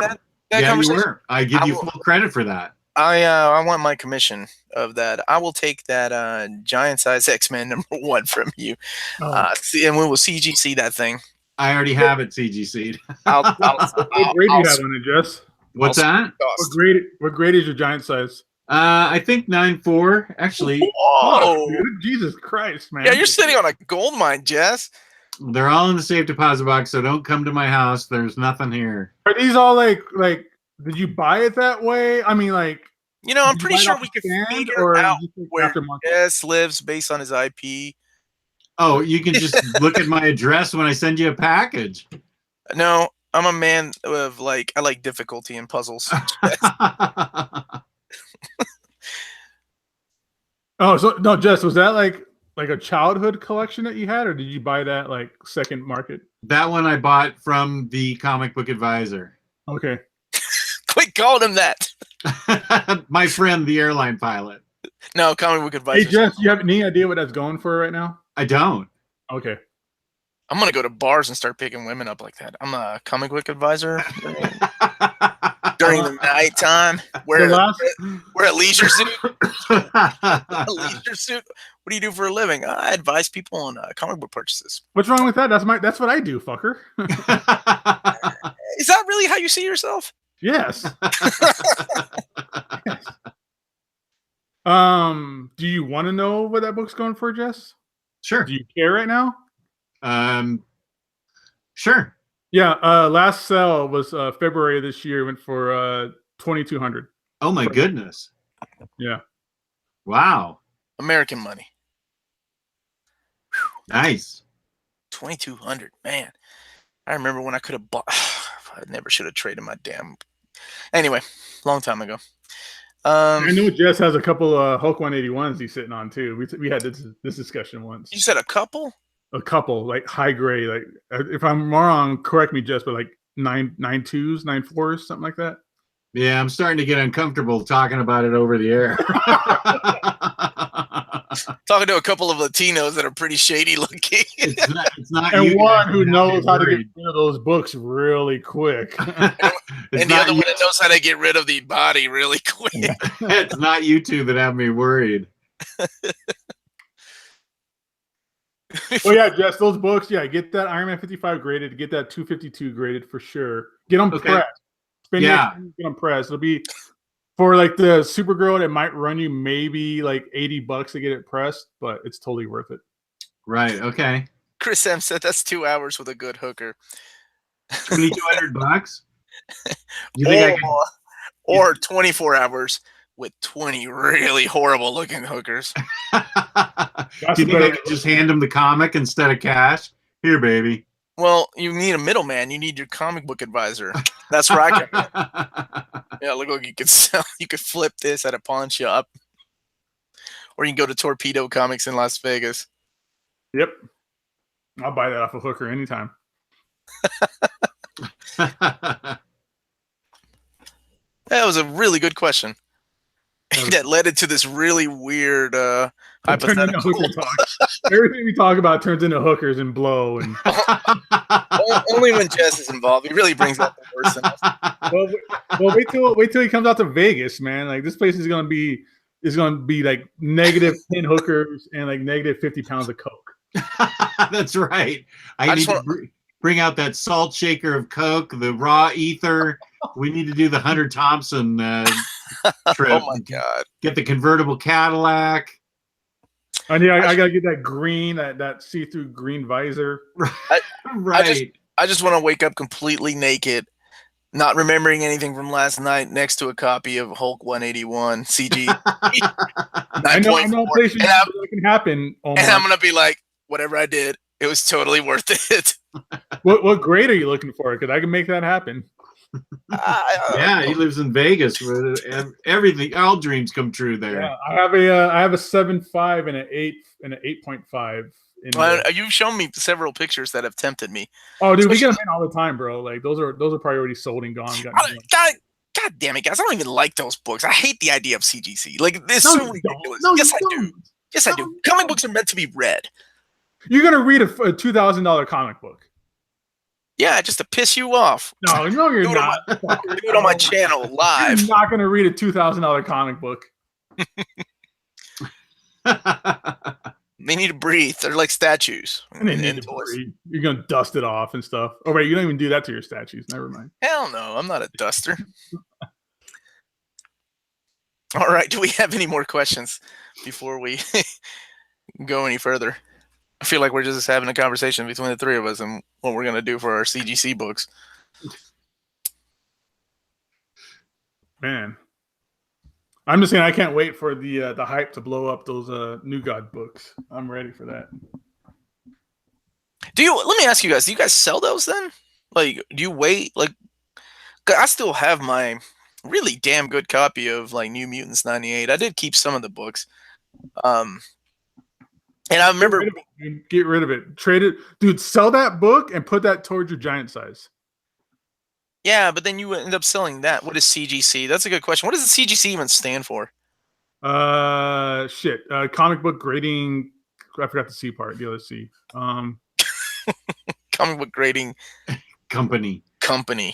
Yeah. They're the ones that put the books in the plastic cases and grade them. Certified gratuity company.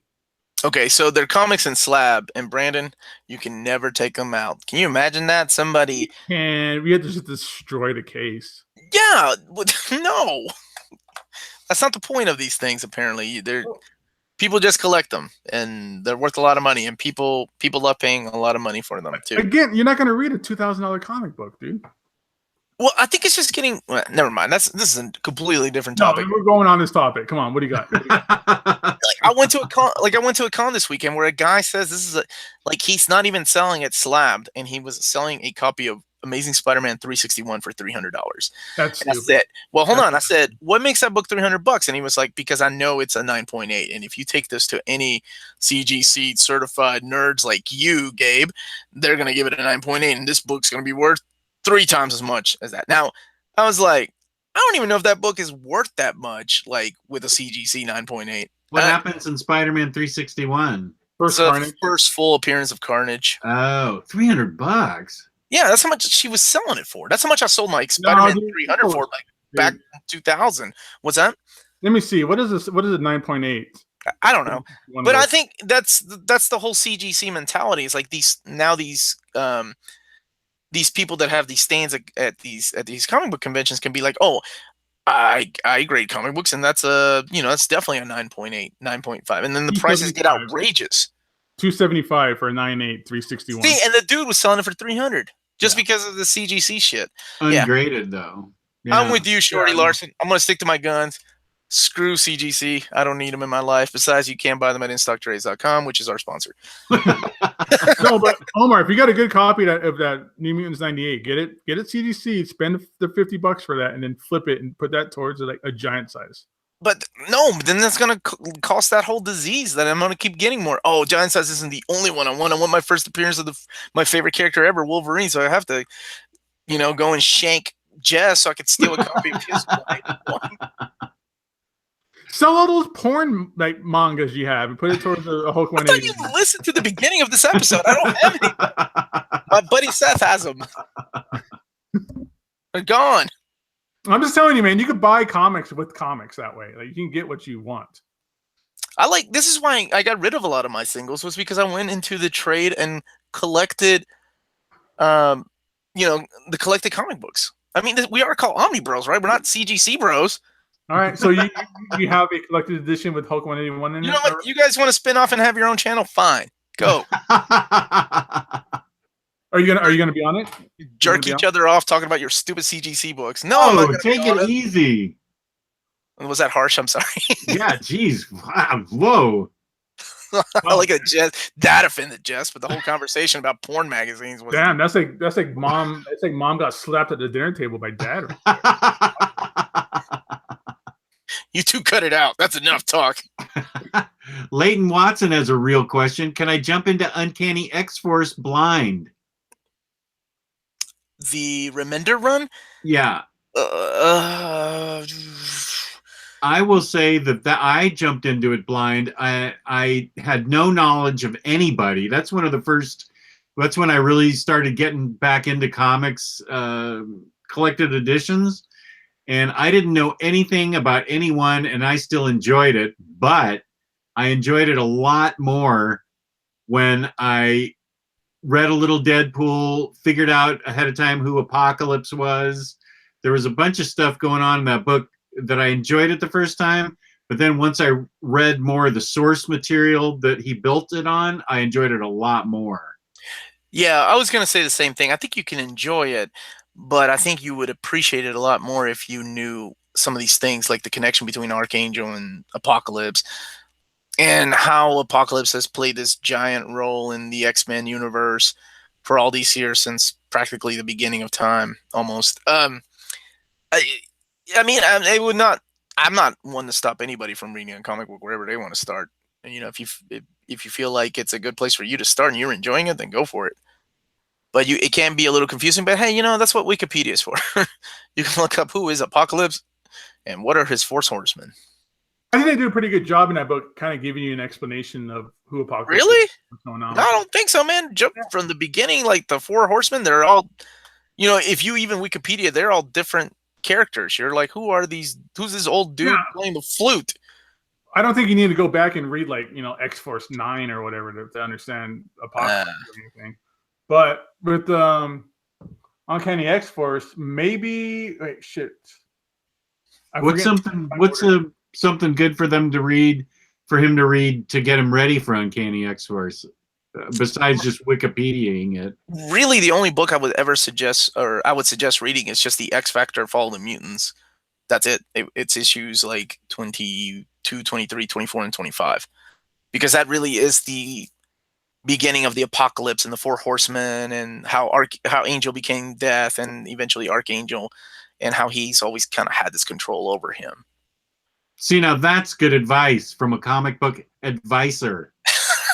Giving good advice. Omar, you would know this. What's the book or the issue where Uncanny X-Force first started, where Cyclops told Wolverine, stop this, you're done, I'm disbanding this, and he goes, okay, sure, and he walks into the other room and it's Uncanny X-Force sitting there. Was that Siege or? Yeah, no? that was. Hold on. I mean, Schism. That wasn't Schism. That's what I meant to say, but because the very first book, when they first appeared, that kind of style, like it was that shitty Greg Land art or book. So it was an Uncanny X-Men book, and I'm trying to think of the original appearance was in the Messiah Complex, right? That spun off into the Colin Yost X-Force book. And then when that ended, with was it Necrotia in Second Coming? Maybe it was the ending of Second Coming. That might have been what it is. Yeah. Do I have Second Coming? Fuck. It's in the hardcover. If you've got it. I don't have it. I know where to get one. I swore I had it. That's awesome. But yeah. Omar is always using Wikipedia as a reliable source, Chaz. Always. I don't think I've ever read Wikipedia for comic books. I read them for like how to pleasure women, like how to have a YouTube channel, a successful YouTube channel, things like that. Never comic book information, and they have never failed me. You always look it up to make sure that girl that you like on that TV show is of age. Oh no, wait, that's an IMDb. That's when I first started watching like Riverdale. I was like, am I okay watching this and feeling the way I feel about this? Like, oh yeah, I'm okay, good.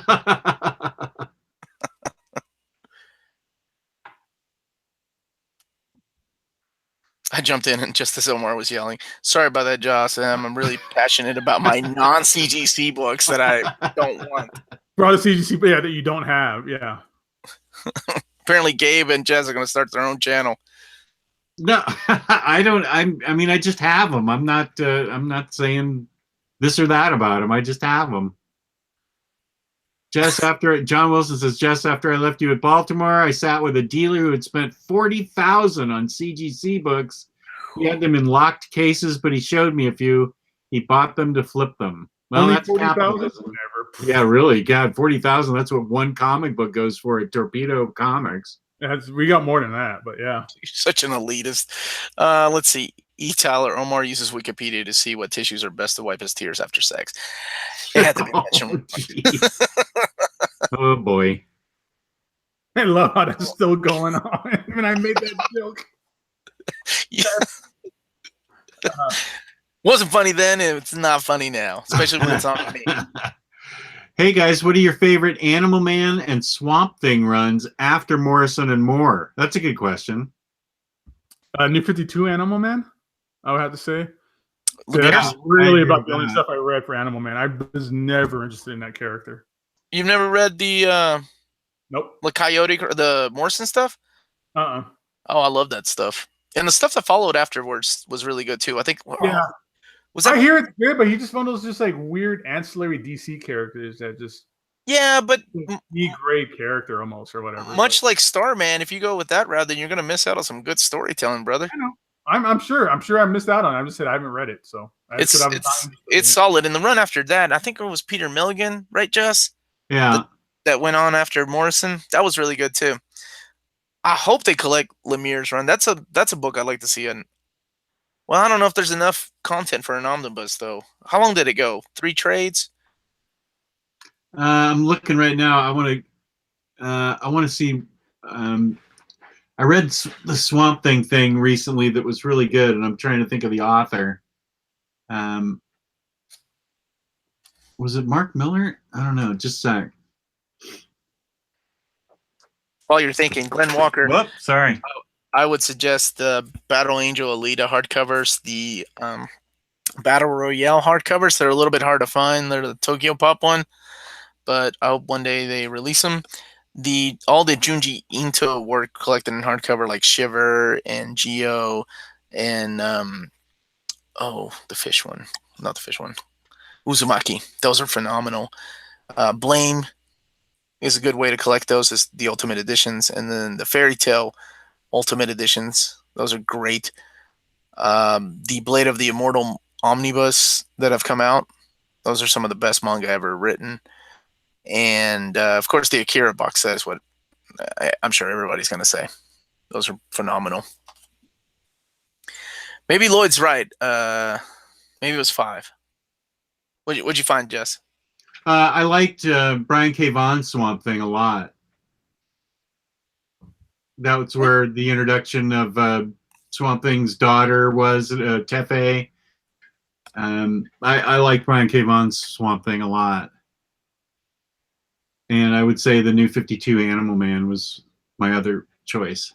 Did you get the Swamp Thing Bronze Age omnibus? Jess, I don't remember. I did, yeah.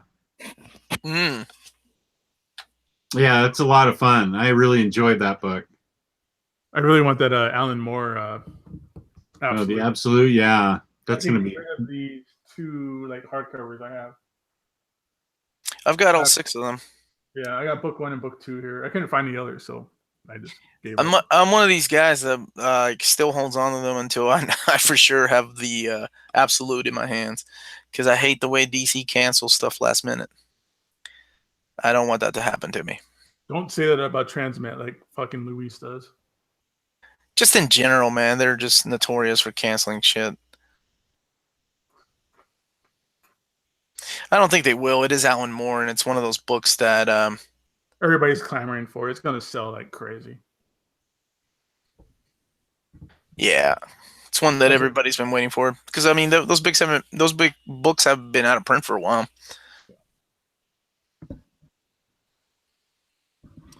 There's a lot of like Alan Moore like completists that would just buy anything that he has his hands in. Yeah, so Jeff Lemire did 5 trades. I'd love to see that in an omnibus format. Was it Snyder that did? No, that's Swamp Thing he did. Yeah, that was I like that too. Isn't there like an omnibus of that, or like a oversized hardcover? It's an oversized edition, yeah.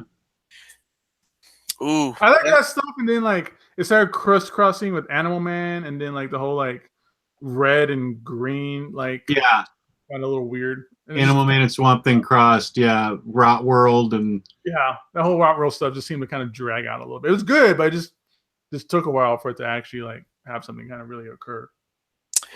Okay, let's take a couple more from Marvel and DC. Which secondary characters would you like to have their own series? This is Joshua Gooch, and he said Zatanna and Franklin Richards. I'm all for more Zatanna. I agree with that. From Marvel, I'm down for anything Fantastic Four. That's a good. Franklin Richards is a good idea. I want the return of the New Warriors from Marvel, and from DC, I want the return of Booster Gold and Blue Beetle. I love a team book or a duo book with those two. I would kind of like to see like Thunderbolts kind of come back, and that original idea of it just being villains pretending to be superheroes kind of thing. or even the run where Luke Cage was running it and had Ghost and the Jeff Parker run. Yeah. That was a solid run. I like that series. I missed that series because Daniel shitty ass Wade took over it and that book went to crap. You know what I would really like? This is probably just me just kind of just talking the same talk over and over again. It's about Marvel Cosmic stuff. But I have a love for I know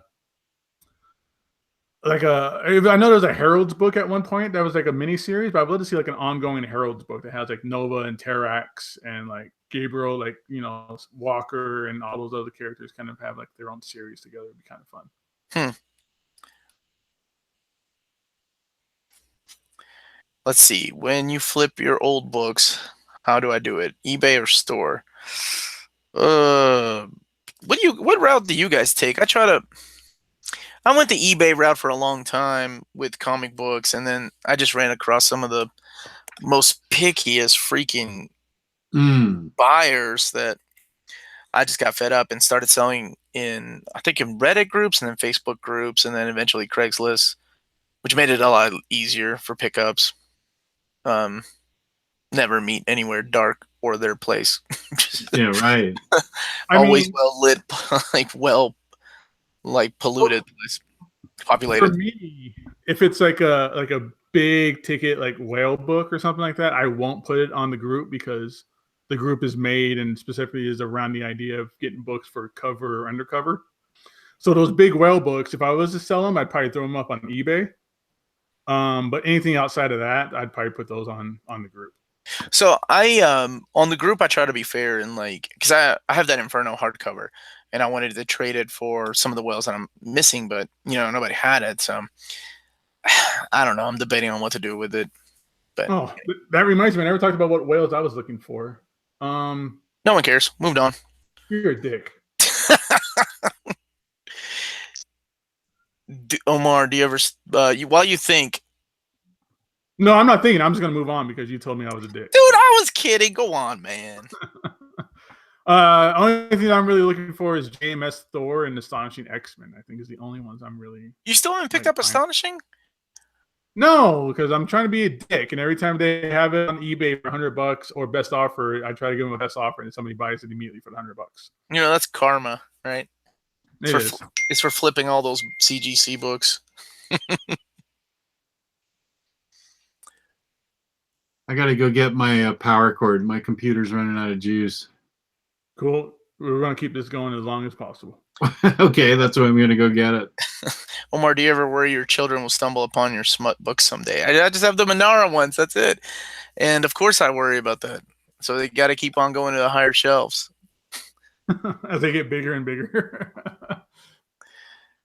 I still got that volume 2 for you, man. My man. I don't want to sit there and explain to my kids why I own this. Oh, it's because of the art. Sounds like a ridiculous cop-out. Because it is. Yes. New trailer for Infinity War. Tomorrow. That's when it drops, right?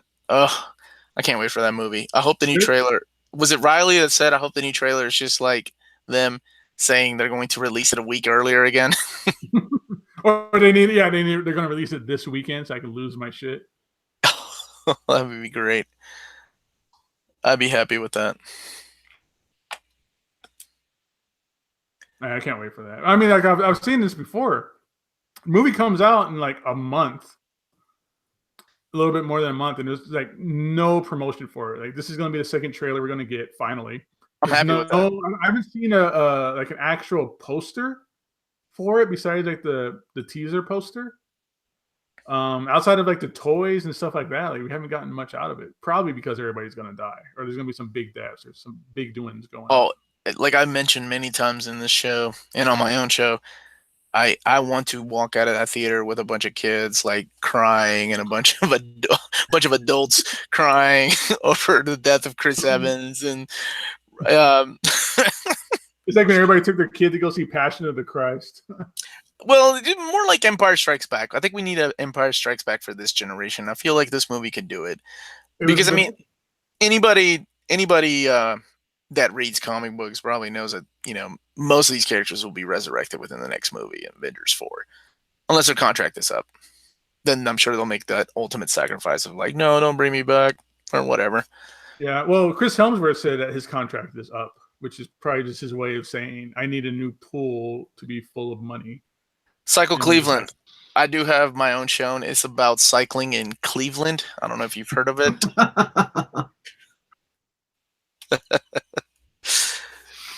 Fucking John P. Michael glad he's back, man. Michael has no absolute shit. He's on start with Swamp Thing. He should probably get something else, you know, kind of start off. What's a good, like, cheap kind of introductory absolute? All-Star Superman? Cheap? I think the cheapest one, wasn't it Batman Hush? I have the first printing and I think it was like $50. Oh, Yeah, what about pretty- Absolute Killing Joke? Isn't that going to be $50? That's going to be, yeah, but and then when IST comes out, or when it comes out, IST is like half off, right? So Be like about 25. So Yeah. that's, So that's if That's a bargain, I think. That sounds great for $25. yeah, I maybe think they learned their lesson with that year one or absolute that was just overpriced. $100, and you get some Mm. beautiful Brian Boland artwork. Well, you get new Brian Bowen artwork too with that slipcase. Oh yeah, Hush is garbage. Cycle Cleveland. Come on, John. Turn P. it off. John P. You're out of your drunken mind. Hush was great for what it was. Some awesome, badass Jim Lee artwork. It's Jim Lee drawing every character and villain that you want in the Batman universe.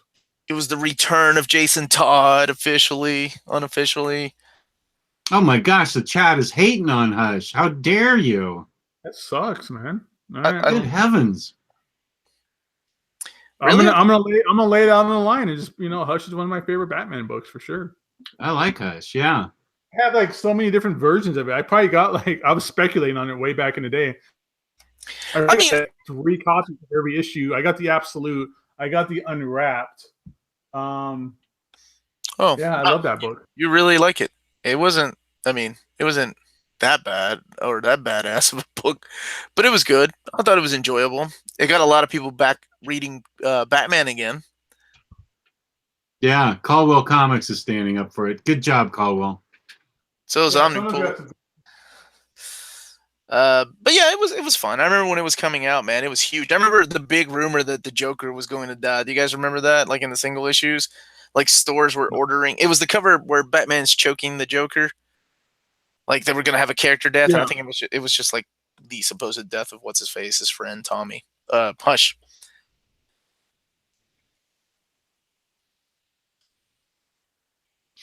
Jimmy Owens has never read Hush. Omnipool likes Hush. Good job, Omnipool. I knew I liked you. Yes. Mm-hmm. Somebody else hating Hush. Doomfella, my man. I love this, man. This is great. Because you guys like a lot of books that I can't stand, and I like books that you all don't like, so I think it's wonderful. Yeah, that's how this works, man. That's what makes OmniBros. That's why I love having you on, Omar. I'm glad we got you a part of the group. Because I like smart comics. I'm the only one that likes smart comics. Yeah, you're the only one. Yeah, you're the only one that likes smart comics. Smart comics. But in your whoa, settle down, guys. I know how to. I like smart books like Donald Duck. Uncle Scrooge. Shit. Don't even fucking So go smart. down that route. Don't go down that route.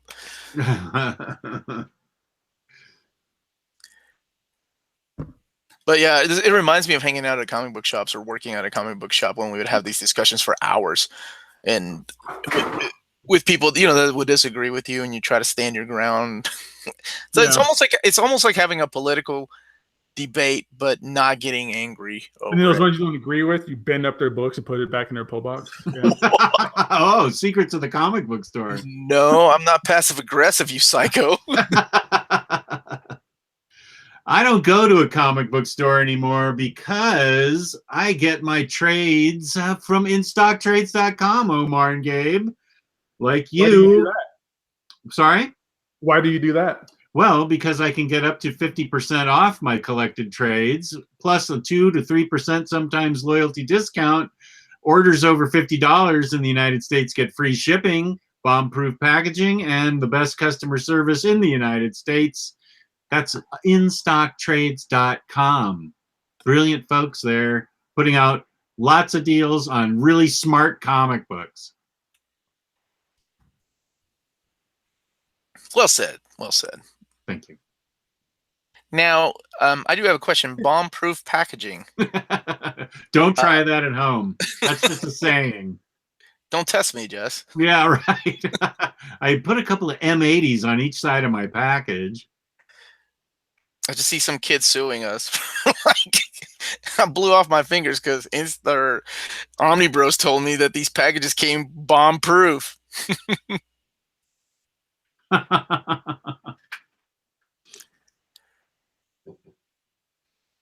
Yeah, Iron Cardinal, I agree. When those big books come in the packing peanuts, that is a lot to deal with. They're just all over the place, but you can't Those are the ones- avoid it. I opened those outside. Yeah, that's smart. They get all over the place, but there's nothing you can do about it. That's part of their great packaging. Yeah, I rather deal with packing peanuts all over the place than like damaged books or like Yeah. folded by the mailman or something. Is Image Comics smart comics? Of course, man. There's some wonderful Especially the 90s image stuff like Spawn and Wildcat. Jesus Christ, way to lose your credibility in less than a sentence. Wait, I had credibility? Where did that come from? No, it was weird, right? Because I think at the time when we were getting into Image Comics, it was basically we were following the artists. Like getting that absolute Wildcats reminded me of like, oh my god, these stories were fucking horrible. Well, see, that wasn't written by an artist, though. That was written by Brendan Choi. Right, Brandon Choi was his friend. Yeah. It was like a guy that, and I appreciated the preface, when Brandon Choi wrote like, yeah, Jim Lee and I have been friends since we were 11, and we wanted to get together and write. I wanted to do screenplays, and we wrote Wildcats like when we were 11, and it feels like the way I read it, it was written by an 11-year-old. But at the time in the 90s, I was like, oh, this is cool. It's Jim Lee's new one. But yeah, what I was getting to is like, it was funny because we followed the artist. That's why we went to Image. And now it seems like it's the opposite. I go to Image to like follow writers. Like that's where Ed Brubaker is. That's where Jeff Lemire tends to go. Jonathan Hickman. Jason Aaron does some of his best stuff on there. Yeah, absolutely. So it's interesting how times have changed, what Image has become. So I'm kind of happy that they're still around. Yeah, I totally agree with Smart Comics. That's some of the most inventive stuff out there. Yeah, especially things like Saga. What else is some great Image stuff? I mean, they got the Descender, Deadly Class, Deadly Class. Dude, you can just name it. Tokyo Ghost. You can name just about every Deadly Class, Black Science. Black Science. Prophet, the new Prophet stuff was great. I mean, I haven't read that. Why haven't they got those in hardcover? Like that's some of the best comics I've read. You know what else I really like was the Glory hardcover. Oh, yeah, that's in hardcover. Glory. Yeah, I've got that, and because they brought her back, and I really enjoyed that because it had nothing to do with her old character created by Liefeld. What book are you saying? Why wasn't it in a hardcover? Were you talking about Prophet? Prophet, yeah. Why has that not been released in hardcover? I think Brandon Graham said that they are going to, but that was a while ago. But then you got all the Brubaker stuff. Like you've got Fatale, you've got Velvet, Fade Out. Yeah. So not just that, but you got Greg Rucka with Lazarus. East of West. East of West. Yeah. Winter Strode. Saga, Revival. Manhattan Projects. Hickman's still working on that from time to time, isn't he? I don't know. Godland was really good. Oh yeah, Sunstone is great. Battle Chaser is great. Invincible. Hey, wait. Wayward. One more thing, God Country. There's a hardcover edition that was released. It was one of the. Was it Comic Expo or something like that? Comic Expo. Yeah, you know what I'm saying. The hardcover Godland or God Country. Oh, really? Yeah, they have a limited edition hardcover with just the sword on the cover. But anyway, I talked to Donnie Cates, and he said that's going to be released this summer everywhere. So, good. That's great. Comic book stores will Donnie get it. Cates is a cool guy. He's a cool guy. He was at the store. He's fun. Yeah. So, I did ask him to be on the show, so he said to hit him up. So we may hopefully do that. Donnie I did. Cates? I did that day, and I haven't heard back from him yet. That'd be Nice. awesome. It'd be great to have him on, just to talk to him. Yeah. Have the chat involved. Maybe I could. I might have to go through maybe like a torpedo contact to do it or something. But yeah, because I know his manager. So yeah. There we go. That'd be really cool. Cuban Groove says, Jess, I just finished Irredeemable Volume 1. And I can see why you love it so much. Awesome. Volume 5 just came out, man. Volume 5 just came out. So is that the final one, or is it gonna be that's it. Jess, I've read on the board some people were saying they were having binding issues with like some of those books. Did you come across that? I heard that too. I'll be honest with you. I've been waiting for Volume 5 to even crack them all open because I wanted to read them all again in one read through, like I did with the trades. Okay. So I haven't opened the books yet, except to get Mark Waid's signature on the first copy. But I haven't run into that yet. I can certainly look and see. Omar, you didn't know there was a Sons of Anarchy comic? No. I mean, I really like that show, but it was fucking padded to hell. Like, it probably would have been perfect, like, in 5 seasons, but I love that show, except for when I went to Ireland. That was the worst stuff I've ever experienced in that show. Yeah, I feel like the last couple seasons kind of like really, really dragged. And I still don't know how I feel about that ending. But I thought the overall was great. Yeah, I didn't know that there were Sons of Anarchy. Who writes them? Christopher Golden. Okay. Yeah. Well, apparently John Wilson says if I like Sons of Anarchy, get them. So I may find 1 or 2 and pick them up and read them. They're $14 on In Stock Trade for Volume 1. And the Redwood Original Series. Oh yeah, that was the Motorcycle Club. Okay, cool. Here's a good question that I think Gabe probably knows the answer to. Chase Chu asks, do the creators have to put up money for Image to print hardcovers? Yeah, I believe everything, from my understanding, the way Image works, I don't know if they have to put up money first, but it comes out one way or the other, either out of the back end, however the contract works. Either they put the money out first to print the hardcovers, or it comes out of the back end, because all Image really does is just publish it. Like, they have absolutely hands off with everything else to do with any of these books. So depending on the way their contract works, yes, they do have to pay for the publishing or the printing of the books. So they're taking financial risk to whenever they put up these deluxe editions and stuff, or even trades. That's why some of them go out of print. They stay out of print for a while. Chris M., when are they going to come out with Fast and the Furious comics? They did. It's a manga called Initial D. Check it out. I saw that. That's that Tokyo Drift shit. What happens if Infinity War doesn't do as much as Black Panther? I can guarantee that all the Marvel projects will be put on hiatus, and Black Panthers 2 and 3 and the spin-off of the 2 chicks that are in that movie will probably be green lit. I don't think anything's going to happen. I think everything just moves accordingly. I mean, there is a small chance that this movie could suck. I mean, it's just slim. Movie, of course. You know, I guess a wrinkle would be really bad, but yeah. What's that? I guess there's a chance with any movie, because I'm hearing Wrinkle in Time hasn't been that good. Really? My wife went to go see that. She said she enjoyed it. She's a big Madame Lingo fan too, so. I remember loving that book as a kid, but I don't know that the previews didn't really knock me out. I'm kind of worried about that movie. I don't know how it's going to do. Cycle Cleveland is asking, what is the topic here? We are talking about cycling in Cleveland. And visiting Harvey Picar's grave. Baba Booey. We're talking about working in a...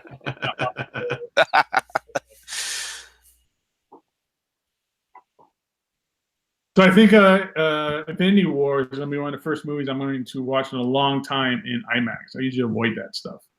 Actually, no, wait. I'm lying. I saw the first Inhumans episode in IMAX. Ooh. Yeah. Did you get your money back? No. I let me see. The last movie I saw in IMAX was the True IMAX. I was in Edmonton, and I went to the Mall of the World, and I saw the Dunkirk. It was amazing to watch it that way. And then I also drove to go see The Hateful Eight before that in the 70mm IMAX. Oh, did you? I knew people that did that. I had the. I think we went to. Where did we go? Nashville or Chicago? I can't remember. But it was just a weekend trip. I definitely want to see it in IMAX. Now that I found out it was shot in IMAX, that's the only way to watch it. Yeah. I like doing that. Like if I could, I would have did the 70mm thing with the Hateful Eight, because I just like the idea of watching a film in like the intended format or intended presentation or whatever. That's always cool. Right. Same with 3D. Like I didn't watch 3D movies unless they were filmed in 3D. Like I think Dread was like the only one I really was filmed in 3D, and I went and saw it in 3D.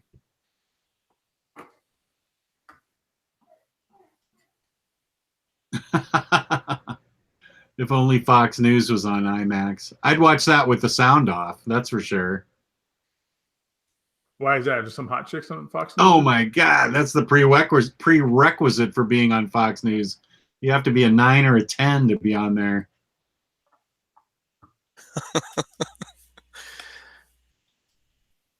So does anybody else want Star Wars comics? What do you guys? Don't we have them? Yeah, I'm trying to. That's Doom fella. He was saying that earlier too. I was a little confused. Is he being sarcastic or something? I don't understand. It's hard to tell through chat, Jess. I don't know. Yeah. Sometimes I don't think you guys get my sarcasm, and I'm literally talking to you. I totally get your sarcasm. Do you? I do. I feel I do. Sometimes you think I'm being sarcastic when I'm really not, because I use the same tone. Well, now that's true. Yeah. Well, that's because you're monotone, Omar. That's not our fault. No, that's just my defense mechanism I built when I was young. Ooh, we're getting deep.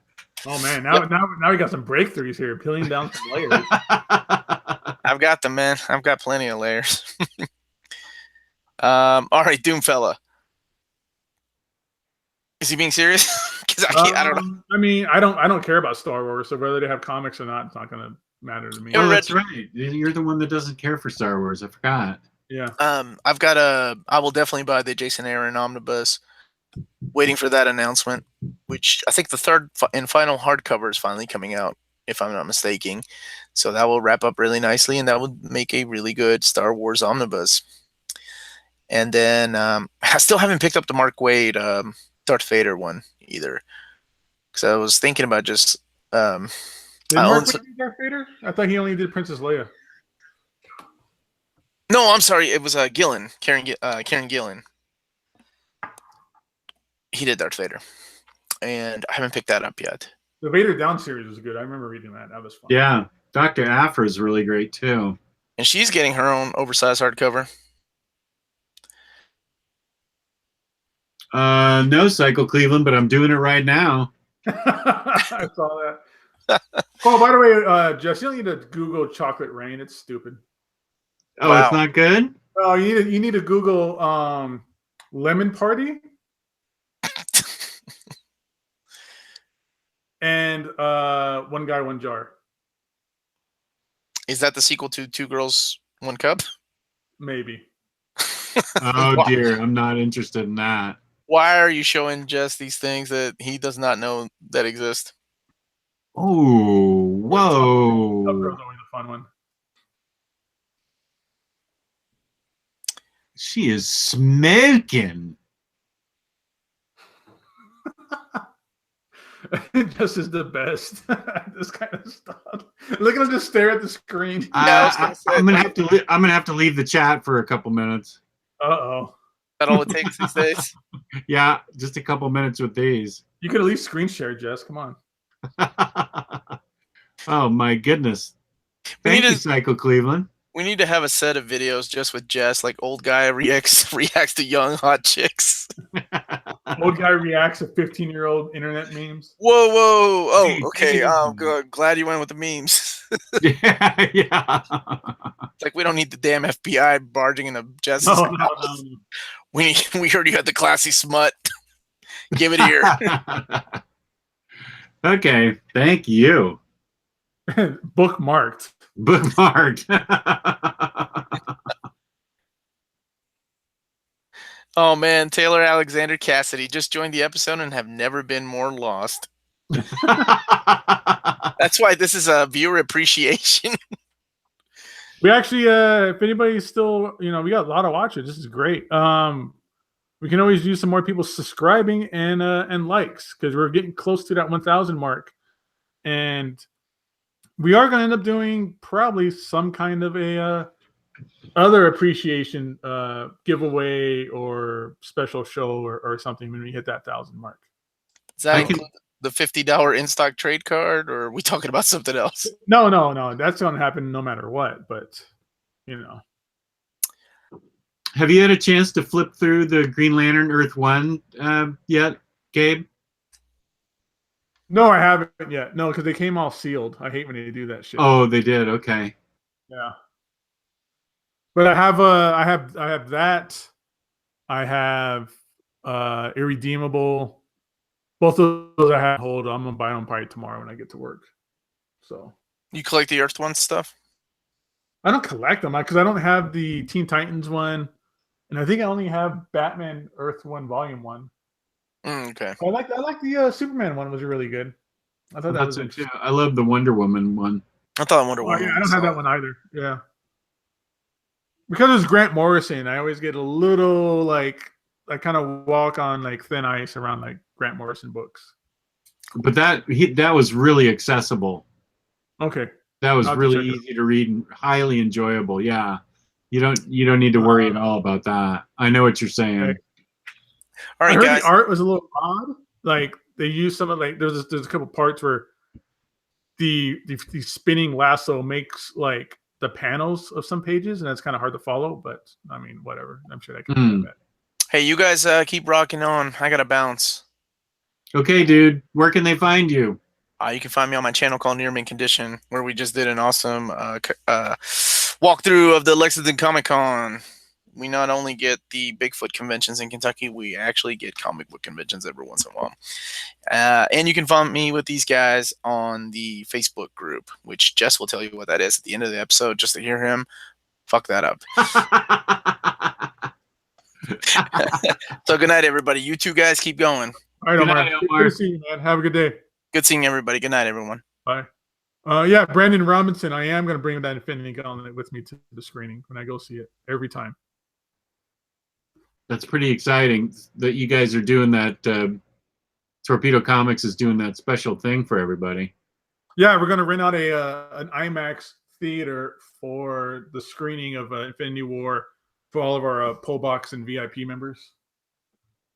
So that'll be fun. And then we're going to raffle off an Infinity Gauntlet box set and 2 tickets to System of a Down because they're going to be here in Vegas in October. Now that's really cool. That is a great promotion. So yeah, if anybody's asking, yeah, System's going to go on tour again pretty soon. Nothing big. I think it's like 5 cities. But yeah, there you go. Oh, there's a System of a Down comic out there. I showed you guys that, right, in our chat. Yeah, you did. It's so much garbage. It's bad. It's so bad. Dear. Jess, what about Erin Burnett? She's also very attractive. She's extremely smart too. I like her a lot. She's got brains and beauty. Nothing wrong with that combo. Who's that blonde girl on Fox News that everybody hates? Like Tommy Tommy? I actually don't know. I don't actually watch Fox News. I watch CNN, so I don't know. I just see it because that stuff pops up on my like Facebook feeds and everybody talks down about her. She's kind of hot though, but is she really young or older or late 20s maybe? I wonder if that's the chick that But apparently she's like, of course, it's kind of like under the guise of her being. I'm not going to get into it, but yeah, she's not really. Tommy Lauren, there you go. Yeah, she's pretty hot. Oh yeah, here's a picture of her. Whoops. Whoops. My daughter sent it to me because she. Your daughter sending you pictures of other chicks? Yeah, here's what she looks like. Yeah, I'm not much into like blonde chicks, but I wouldn't kick her out of my bed for eating cookies. Yeah, my daughter's a news junkie and watches everything, and said you'd like this girl, except she's got wacky opinions. And I said, "Who are you talking about?" And so she sent me the picture. Oh, Tommy Laren. Gosh, she sounds like she's got some really twisted opinions. Yeesh.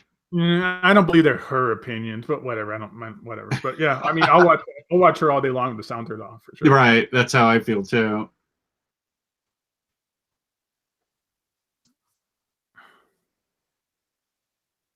Was the Maiden comic book good? What's that?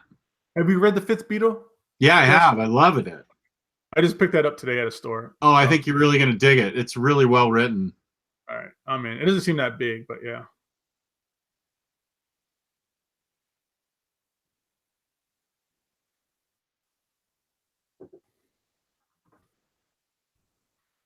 What is Thanos Infinity Siblings? That is the book that Jim Starlin was doing, that I guess is supposed to be really similar to what Donny Cates is doing, and that's what made him leave Marvel. Oh. Taylor Alexander Cassidy, thoughts on IDW Artist Edition books? I don't collect Artist Edition books, so I actually don't have an opinion. I apologize. I know Artist Edition books. You have some? I have a ton of them. I got like 6, it looks like, something like that. Well, Taylor has a question about, I think is there a Jack Kirby one coming out? Not that I know of. There's a John Byrne X-Men one coming out. I don't know about another Jack Kirby one. There could have been. I thought I saw him ask that earlier. These things get announced like all the time. There's a Jim Starlin, like Marvel Cosmic one coming out too. I mean, I have the 2 Kirby Fantastic Four ones. There's a Kirby New Gods. There's a Kirby Thor. There's got to be like, I don't know, close to 10 Kirby Artist Editions out there. Oh wow. Yeah, that's a road I just don't want to go down. I know they're awesome books. That's another black hole for me. just another rabbit hole for you to fall down into. Yeah, I can't. John Mitchell wants to know when Cross is coming back. Actually, pretty soon. They have solicitations for the newer books just recently. So probably within the next couple of, I want to say probably in April, Cross is actually coming back. Is Avatar still in business? Yeah. Were we worried about them going out of business or something? Yeah, because for a long time they didn't solicit anything new, and they recently have. Taylor's thinking about getting the older Kirby Fantastic Four or Ramita Spider-Man edition. Yeah, those are beautiful. Give me a second. I'll bring over the Kirby ones so Tyler can check it out if he wants. Okay, Taylor, hang on 1 second. We're going to show you what it looks like. Oh, son of a bitch. Uh-oh, stopped. Cuban Groove, isn't there a Commandy what? There's a Commandy Artist Edition, if that's what he's asking. Oh, there is? There is. Came out a while ago. But yeah.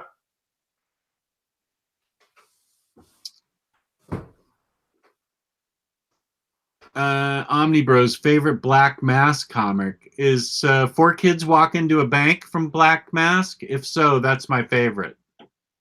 I don't think I've read anything from Black Mask, to be honest. But I do think 4 Kids in a Bank is Black Mask, to be honest. Yeah, that was a great book. Because I had Matthew Rosenberg in the store. Oh, yeah, that's right. Yeah. So, Jack Kirby Artist Editions. This is the first one that came out. Whoa. This is the later issues of Fantastic Four. I forgot what issue exactly it is, but it's like later on, like in the 60s. and 70s numbered issues. So 70, 82, 83, and 84 are in this one. And then there's another one that's the newer one that came out is this one that's about twice the size. I can't get my computer back far enough to show you, but it's about twice the size of the original one or the first one. These are the earlier Jack Kirby Fantastic Four issues. Like there's early stuff in here. Like there's like Fantastic Four 5 issues in here or pages in here. This is the one I would recommend getting just because of the double upsized books. You get the larger artwork. This is also the time where Kirby was still happy about working at Marvel and happy doing Fantastic Four and stuff like that. So there's a lot of just beautiful, beautiful artwork in here from him. I don't want to pull a Jess and like knock fucking soda all over my keyboard or anything, but I do have videos up of these artists on my channel at Gabe Infinity Watch. Feel free to take a look at those as well. But yeah, these things are great. They're expensive, like $125 or something like that. But totally worth it if you can find them still. So the one you want to get is called Jack Kirby Fantastic Four Artist Edition, the world's greatest artist edition. That's the big one. What issues are in here? Let me check for you guys. Does it have complete stories? It does have complete stories, I believe. Look how big that thing is. Yeah, I think it's a beast, dude. It looks as big as you. It's got to be like 2.5 feet tall or something. It's pretty large.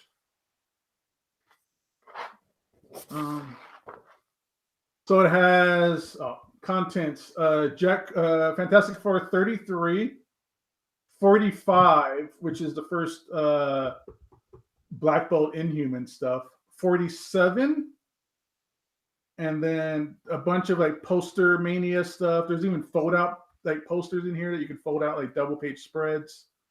Fantastic Four 60, like there's just crazy stuff in here, and a lot of cover galleries, which is insane that they can find people who have Jack Kirby Fantastic Four covers. Like here's some Inhuman stuff. Gio would like this if he's still around. We have some great Inhumans pages on here as well.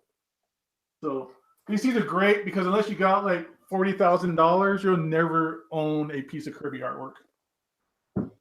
I want that now. Yeah. Is it still in print? I'm not sure. Not sure. Let's see what In Stock Trades has to say. Can you imagine the box and the packing peanuts that thing would come in? Yeah, tell me about it. Oh my goodness. In Stock Trades has New Gods, Forever People, the first Fantastic Four, Commandy. They have the world's greatest one. It's $120 on In Stock Trades right now. Is that the book you just showed? Yeah, that's the big one I was just showing you. And what's it called? Jack Kirby Fantastic Four, World's Greatest Artist Edition. Man, I'm seriously thinking about that. That was a beautiful book. I'll put it.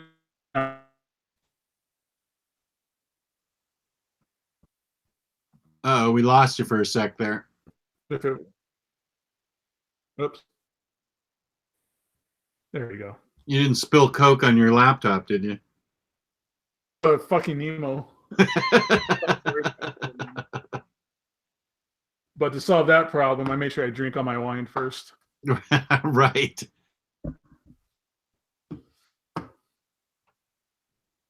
The thing with those things, though, man, they're really hard to store. Like, they don't fit in any conventional shelves. Really, you have to really like dedicate like shelf spaces for it. Mine are just laying down flat on top of my Kalex. Yeah, I can see that. Jess, let's remember the budget. Okay, you guys are right. I'll save up for it. I won't just go out and get it. Any there's a way for you to get it, Jess. We'll talk about it later, though. Okay. Any opinions? Let's see. Wait, I just had the...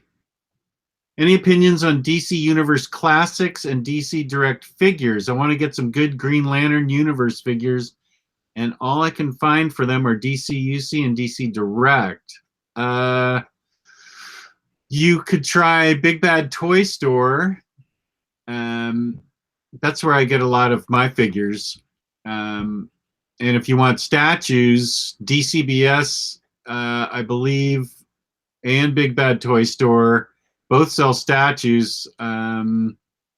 Big Bad Toy Store is where I am getting my Green Lantern bombshell with Jessica Cruz that looks so great. If that's what you're talking about, Jason and I would shoot for Big Bad Toy Store. They've got a lot of stuff and it's discounted. And they got pretty good shipping too. Yeah, they do. Jess is in the wrong support group. No, these guys are saying don't do it, Jess. They're saying reminding me about my budget. And I have my own support group that I go to Monday, Wednesday, Fridays. So,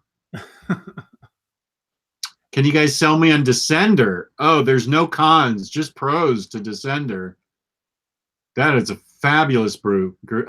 I looked at the word group. That's a fabulous book. I just got done reading trade paperback number 5. I love that book. Fantastic art.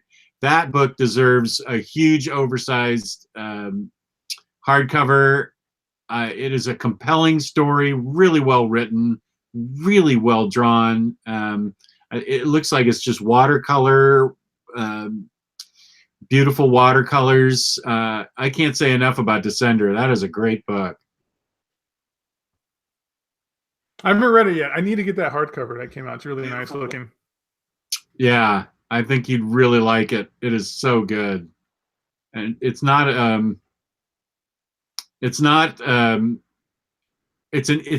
easy read. It's got a lot of layers to it, so you can read it quickly. But I wouldn't read it quickly because it does have a lot of layers to it, a lot of stuff going on in it. So try not to buzz through it too fast, because you can go through it too fast, and it's something you sort of need to slowly read and absorb. It is it's one of his best things. Have you started reading Planetary yet for our reading assignment? I have not. It's up on my read pile. This has been a terrible week for me in comic books.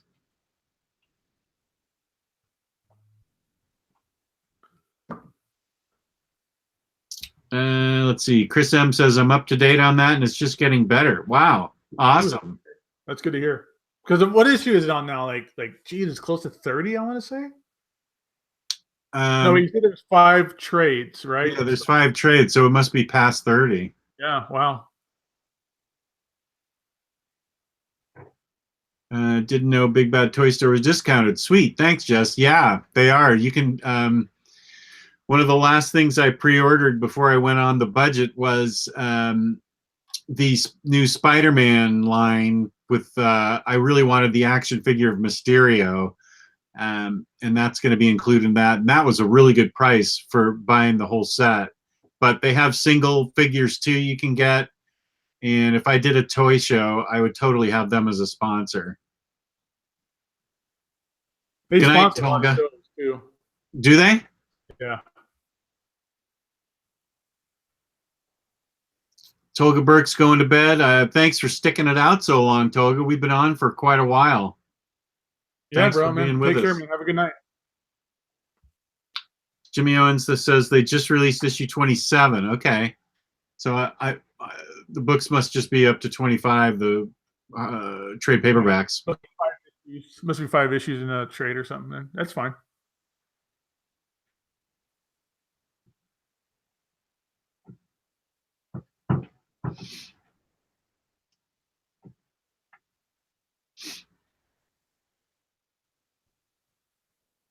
What Iron Cardinal? Why are you refreshing the Marvel page? Are you waiting for the new trailer? I hope that doesn't drop tonight. The new trailer? Yeah. I mean, I hope it does, but Why don't you want it to drop tonight? just, I don't know. There's something about just, I like watching it in the morning while sitting on the toilet. I'm so sorry I asked. Yeah, he's waiting for the trailer. I think I'm going to avoid the trailer this time. I don't want to see anything extra. I want to go in now. I'm going to avoid this trailer and go in to the movie without having seen too much. Yeah, I'm usually that way, but the whole like Marvel Cosmic, which is like my thing, and like the Thanos Gauntlet and stuff, like I'm tempted. Oh, even though like Gio in the chat was like, I know some spoilers. I was like, no, leave it alone, bro. I don't want to know it yet. I don't want to know. But right. And then here's the thing with the trailer anyway, there's gonna be like a million memes and a million gifs made out of it. I'm eventually gonna see it one way or the other, it seems like. Cuban's going to bed. John Wilson's going to bed. Thanks for sticking with us. Yeah, John. Thanks for modding. There's some bullshit going on in here that you got rid of, dude. Thanks. Yeah, thanks, John. I appreciate that. Shorty Larson asks, Mark Waid and Mike Wieringo's Fantastic Four run any good?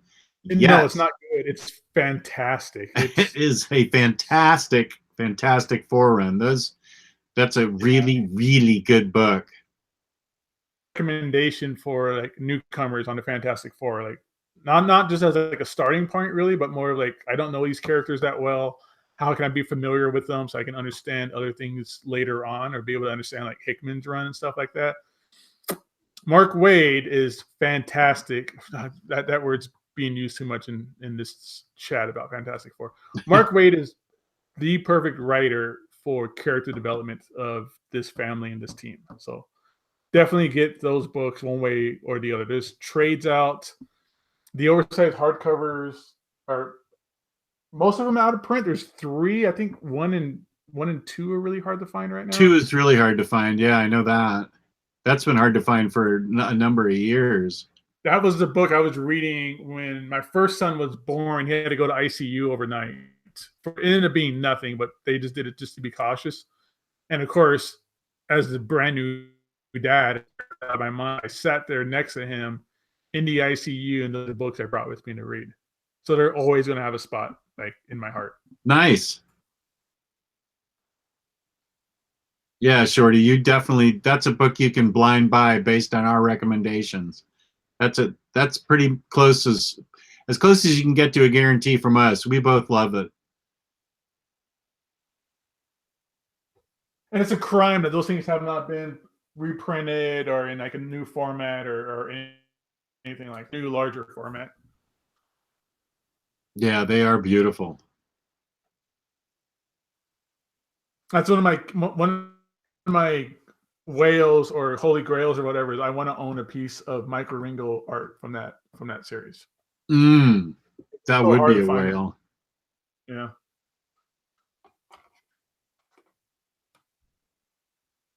Compared to I've had a chance to have pages from it before. What was that? Oh, compared to Hickman run? It's apples and oranges. Hickman's run is this very well plotted out epic storyline that branch every single issue somehow connects, and you don't realize until after you've read all like I don't know, like what was it, probably like 45 issues or so of that series. So it's very dense, it's very heavy, it's very I don't want to use time consuming, that sounds bad, but there's a lot of dedication you're gonna have to put into that series. You're gonna get a lot out of it. What you put into the Hickman stuff, you're gonna get back.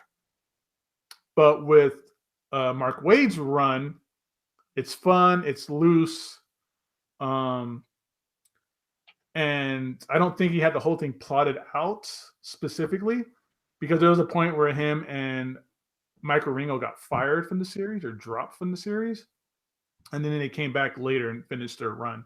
So with that said, I think it's more of an enjoyable, fun sit down Saturday night, Saturday afternoon, read it out on your patio kind of book, or next to your kid in the hospital, where Hickman, that you got to just dedicate some time and effort into it for sure. Here's a really good question from No One Special. For Omnibus collections, would you guys say it's worth investing in Marvel Masterworks to fill the gaps for runs, or wait for new omnibuses or epic collections? Some input from you guys would really help. It seems like they're putting out everything in epic collections. to me. They're really pumping out those epic collections, and but some Marvel Masterworks stuff just does not get reprinted, like Warlock, Inhuman stuff. I don't think is available except in Masterworks form. Correct.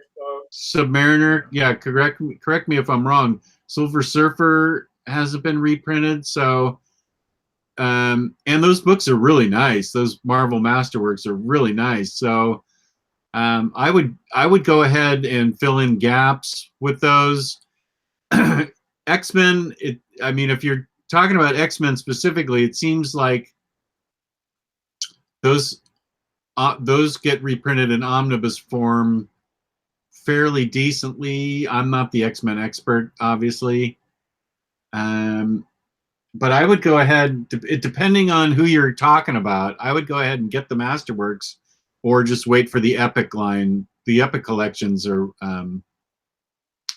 are coming out fast and furious, it seems like. Yeah, no, I agree. Also, I think with the Epic lines, they're a little bit more affordable than the Masterworks. I think you get more out of it. I think the Masterworks don't have as much material. But yeah, like with the Epic line, like, I mean, they got a lot of Silver Surfer stuff that they pumped out. They're pumping out more Silver Surfer stuff, which you can't find anywhere else. Like, there's no hardcovers or omnibus or anything like that for Silver Surfer. That second volume stuff. Until they find or they release the omnibus, and then you can just flip those absolutes, or I'm sorry, flip those the epics for something else. Here's a question for you.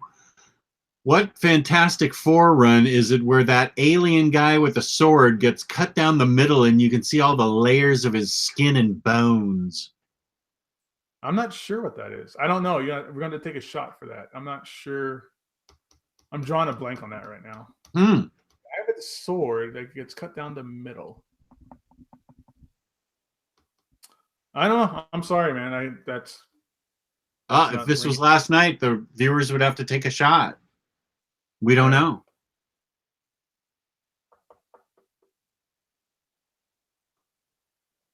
Yeah, Namer. Why do I feel like that's a loaded question? Like, that's really another book that Doomfella is trying to mess with me with. Oh, he is? Doomfella might be messing with us. But yeah. Do you guys have any custom binds? If so, how is your experience with having them done? I have a lot of custom binds, and I had a great experience having them done. Kurt Kiefer, I'm going to interview him and Omar possibly this weekend. It depends on their schedules. But Kurt Kiefer did the design, and Houchen did the binding. I don't know that Houchen is still... Tim Benson left Houchen, so I think Houchen's still doing it. But Tim Benson was our contact there. But it's if you want anything in hardcover format, the pages don't get oversized, but they're collected in really nice. Let me see. Do I have anything close at hand here? I don't have anything with me, but I'm going to be doing a vid on it, and we're going to be showing all our collected editions and talking to Kirk about it. And I'll be providing information on where to get it done. It can be expensive. It can cost, up to $70 to get something like that done. And you've got to provide all the books. I've had single issues done. I've had trade paperbacks done. I've had a combination of them done.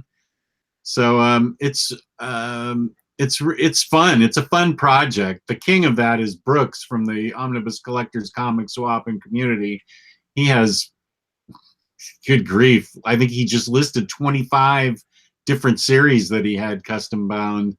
I should have him on, but he's a little reluctant to go public, which I don't blame him. Oh, really? Yeah, he doesn't really want to be interviewed, and I don't blame him. Yeah, no, it's not for everybody. No.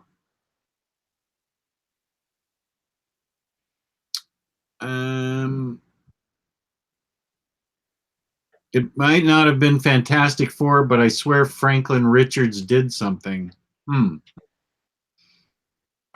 Okay. Chris M's going to eat a Valium his barber gave him. Nice. Yeah, that's a cool barber. That is a cool barber. Come hang out with us in Vegas. Bring some of those. Yeah.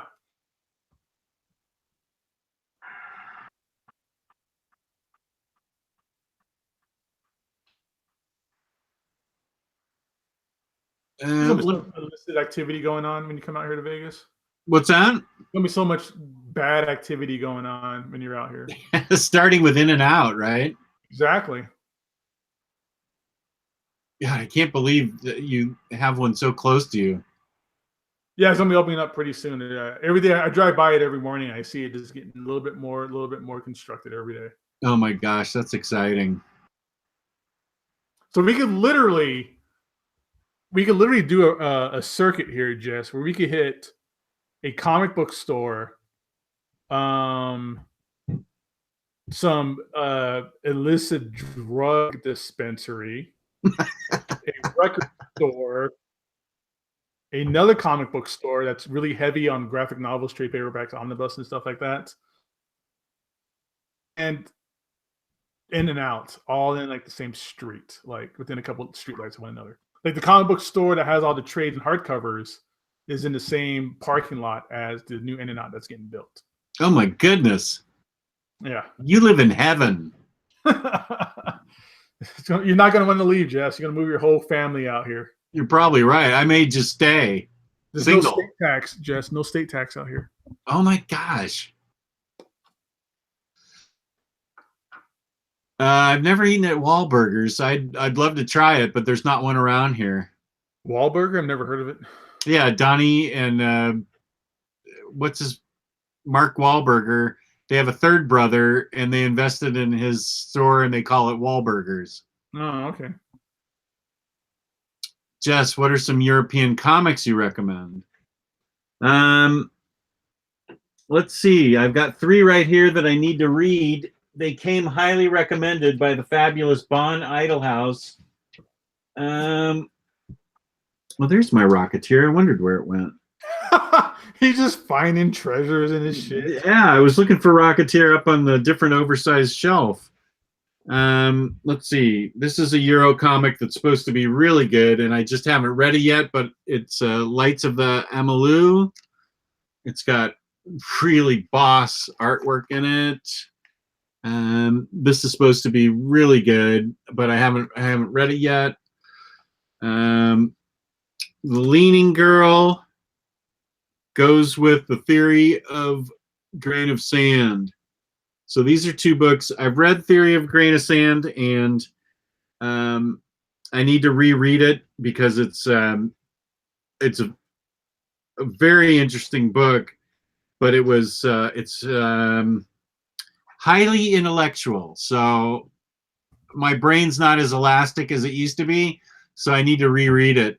And it goes along with the Leaning Girl, which I think may be out of print. So I probably shouldn't be recommending that one. But Theory of the Grain of Sand, it's I remember really liking it, but I need to reread it.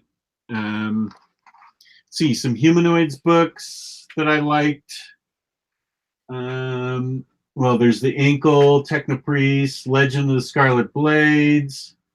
Another Humanoids book that's great, but I don't think it's European, and that's Muse. It's just put out by Humanoids. I don't think it's got a European writer.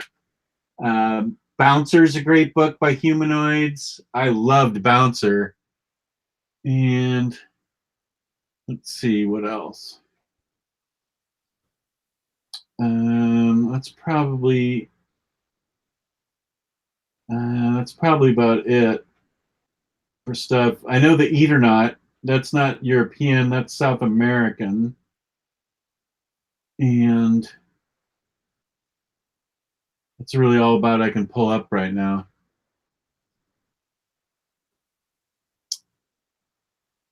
Humanoids books to avoid. Cornerstone.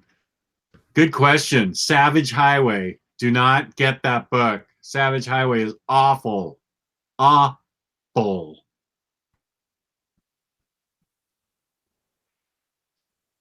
Savage Highway is awful, you said? Yeah. Oh my gosh, I poured root beer on it. Oh, did you? Yeah, it's really hideous. God, and I want In-N-Out Burger. God damn it. Text the wife, like, In-N-Out? You know, we just had ice cream, like a bunch of fat fucks. Yeah, you're lucky. You can just roll on out after this. Jess, if you dig that, you need the AAMA series. What about what is that? Cleveland Cycle Cleveland, John P. I want to know the story behind John P. changing his account. To Cycle Cleveland. Yeah.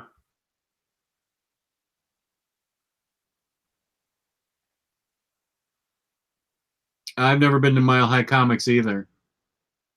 Yeah, no, I've never been. I've never been to Colorado. I mean, I've met Chuck Palahniuk. Chuck, fuck, I forgot his name. Palanke's the writer. I met Chuck Wazansky. I met him a few times.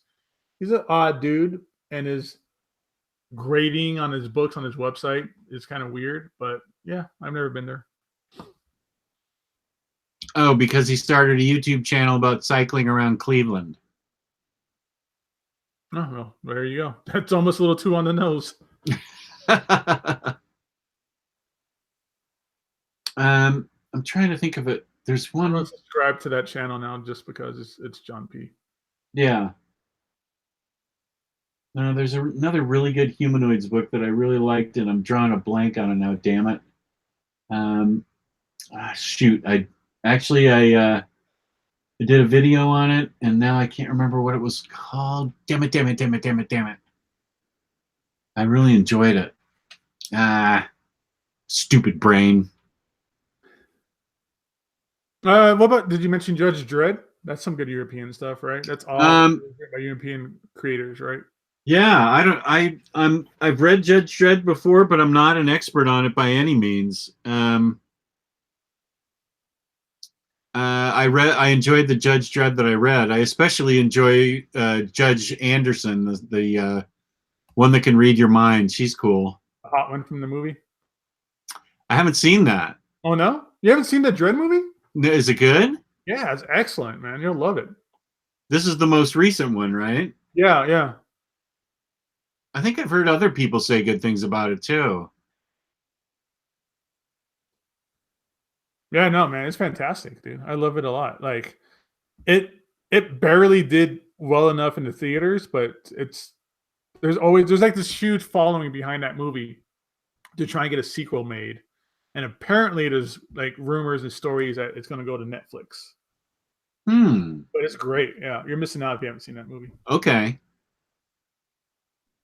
All right, I will definitely try and get that in my Netflix queue. Is it on Netflix still? I don't know. If I have to get it through iTunes, that's cool.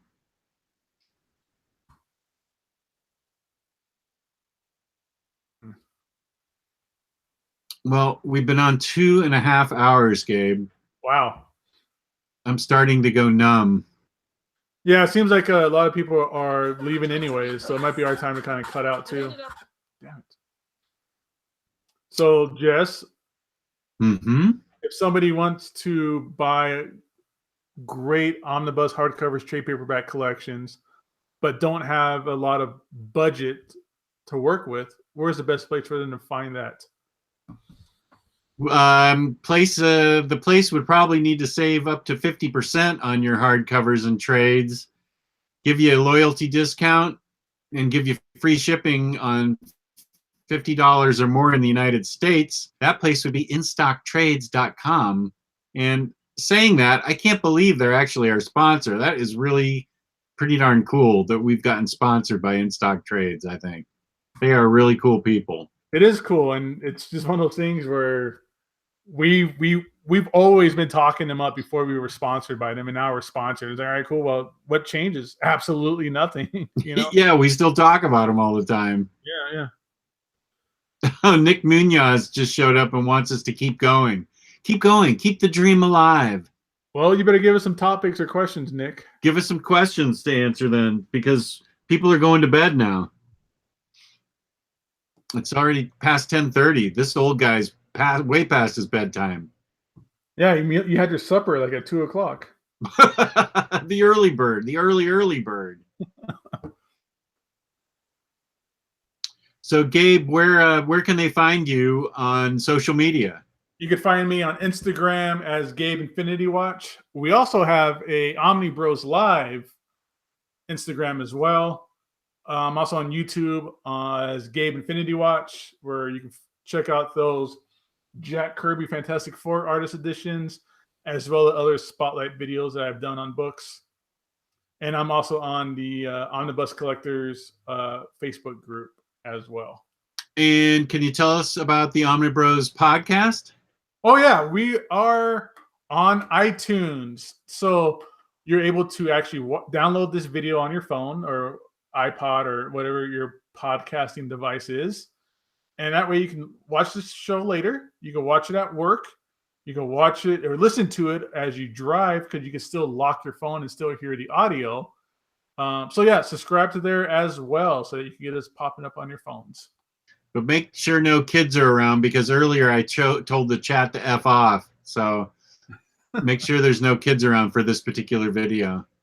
Yeah, and we will always appreciate 5-star reviews on iTunes. If you're on Android, we're on Podcast Addict as well. Anything that kind of aggregates their information from iTunes, we should be on there. Awesome. And you can find me, OmniDog, at OmniDog's Vault on YouTube. It's time for me to get moving and get some videos up. I haven't put anything up in about a couple weeks. And I'm on Instagram, OmniDogs_Vault. And Gabe and I are both on Ryleymo's Facebook page, the Omnibus Collectors Comic Swap and Community. So thank you. I actually love everybody in the chat. I told you to F off in a sweet, loving way. Just think if your grandpa had told you to F off. That's kind of the way it is. Love you guys. With no pants on, telling me to go fuck off again. I do have shorts on. So thanks everybody for watching.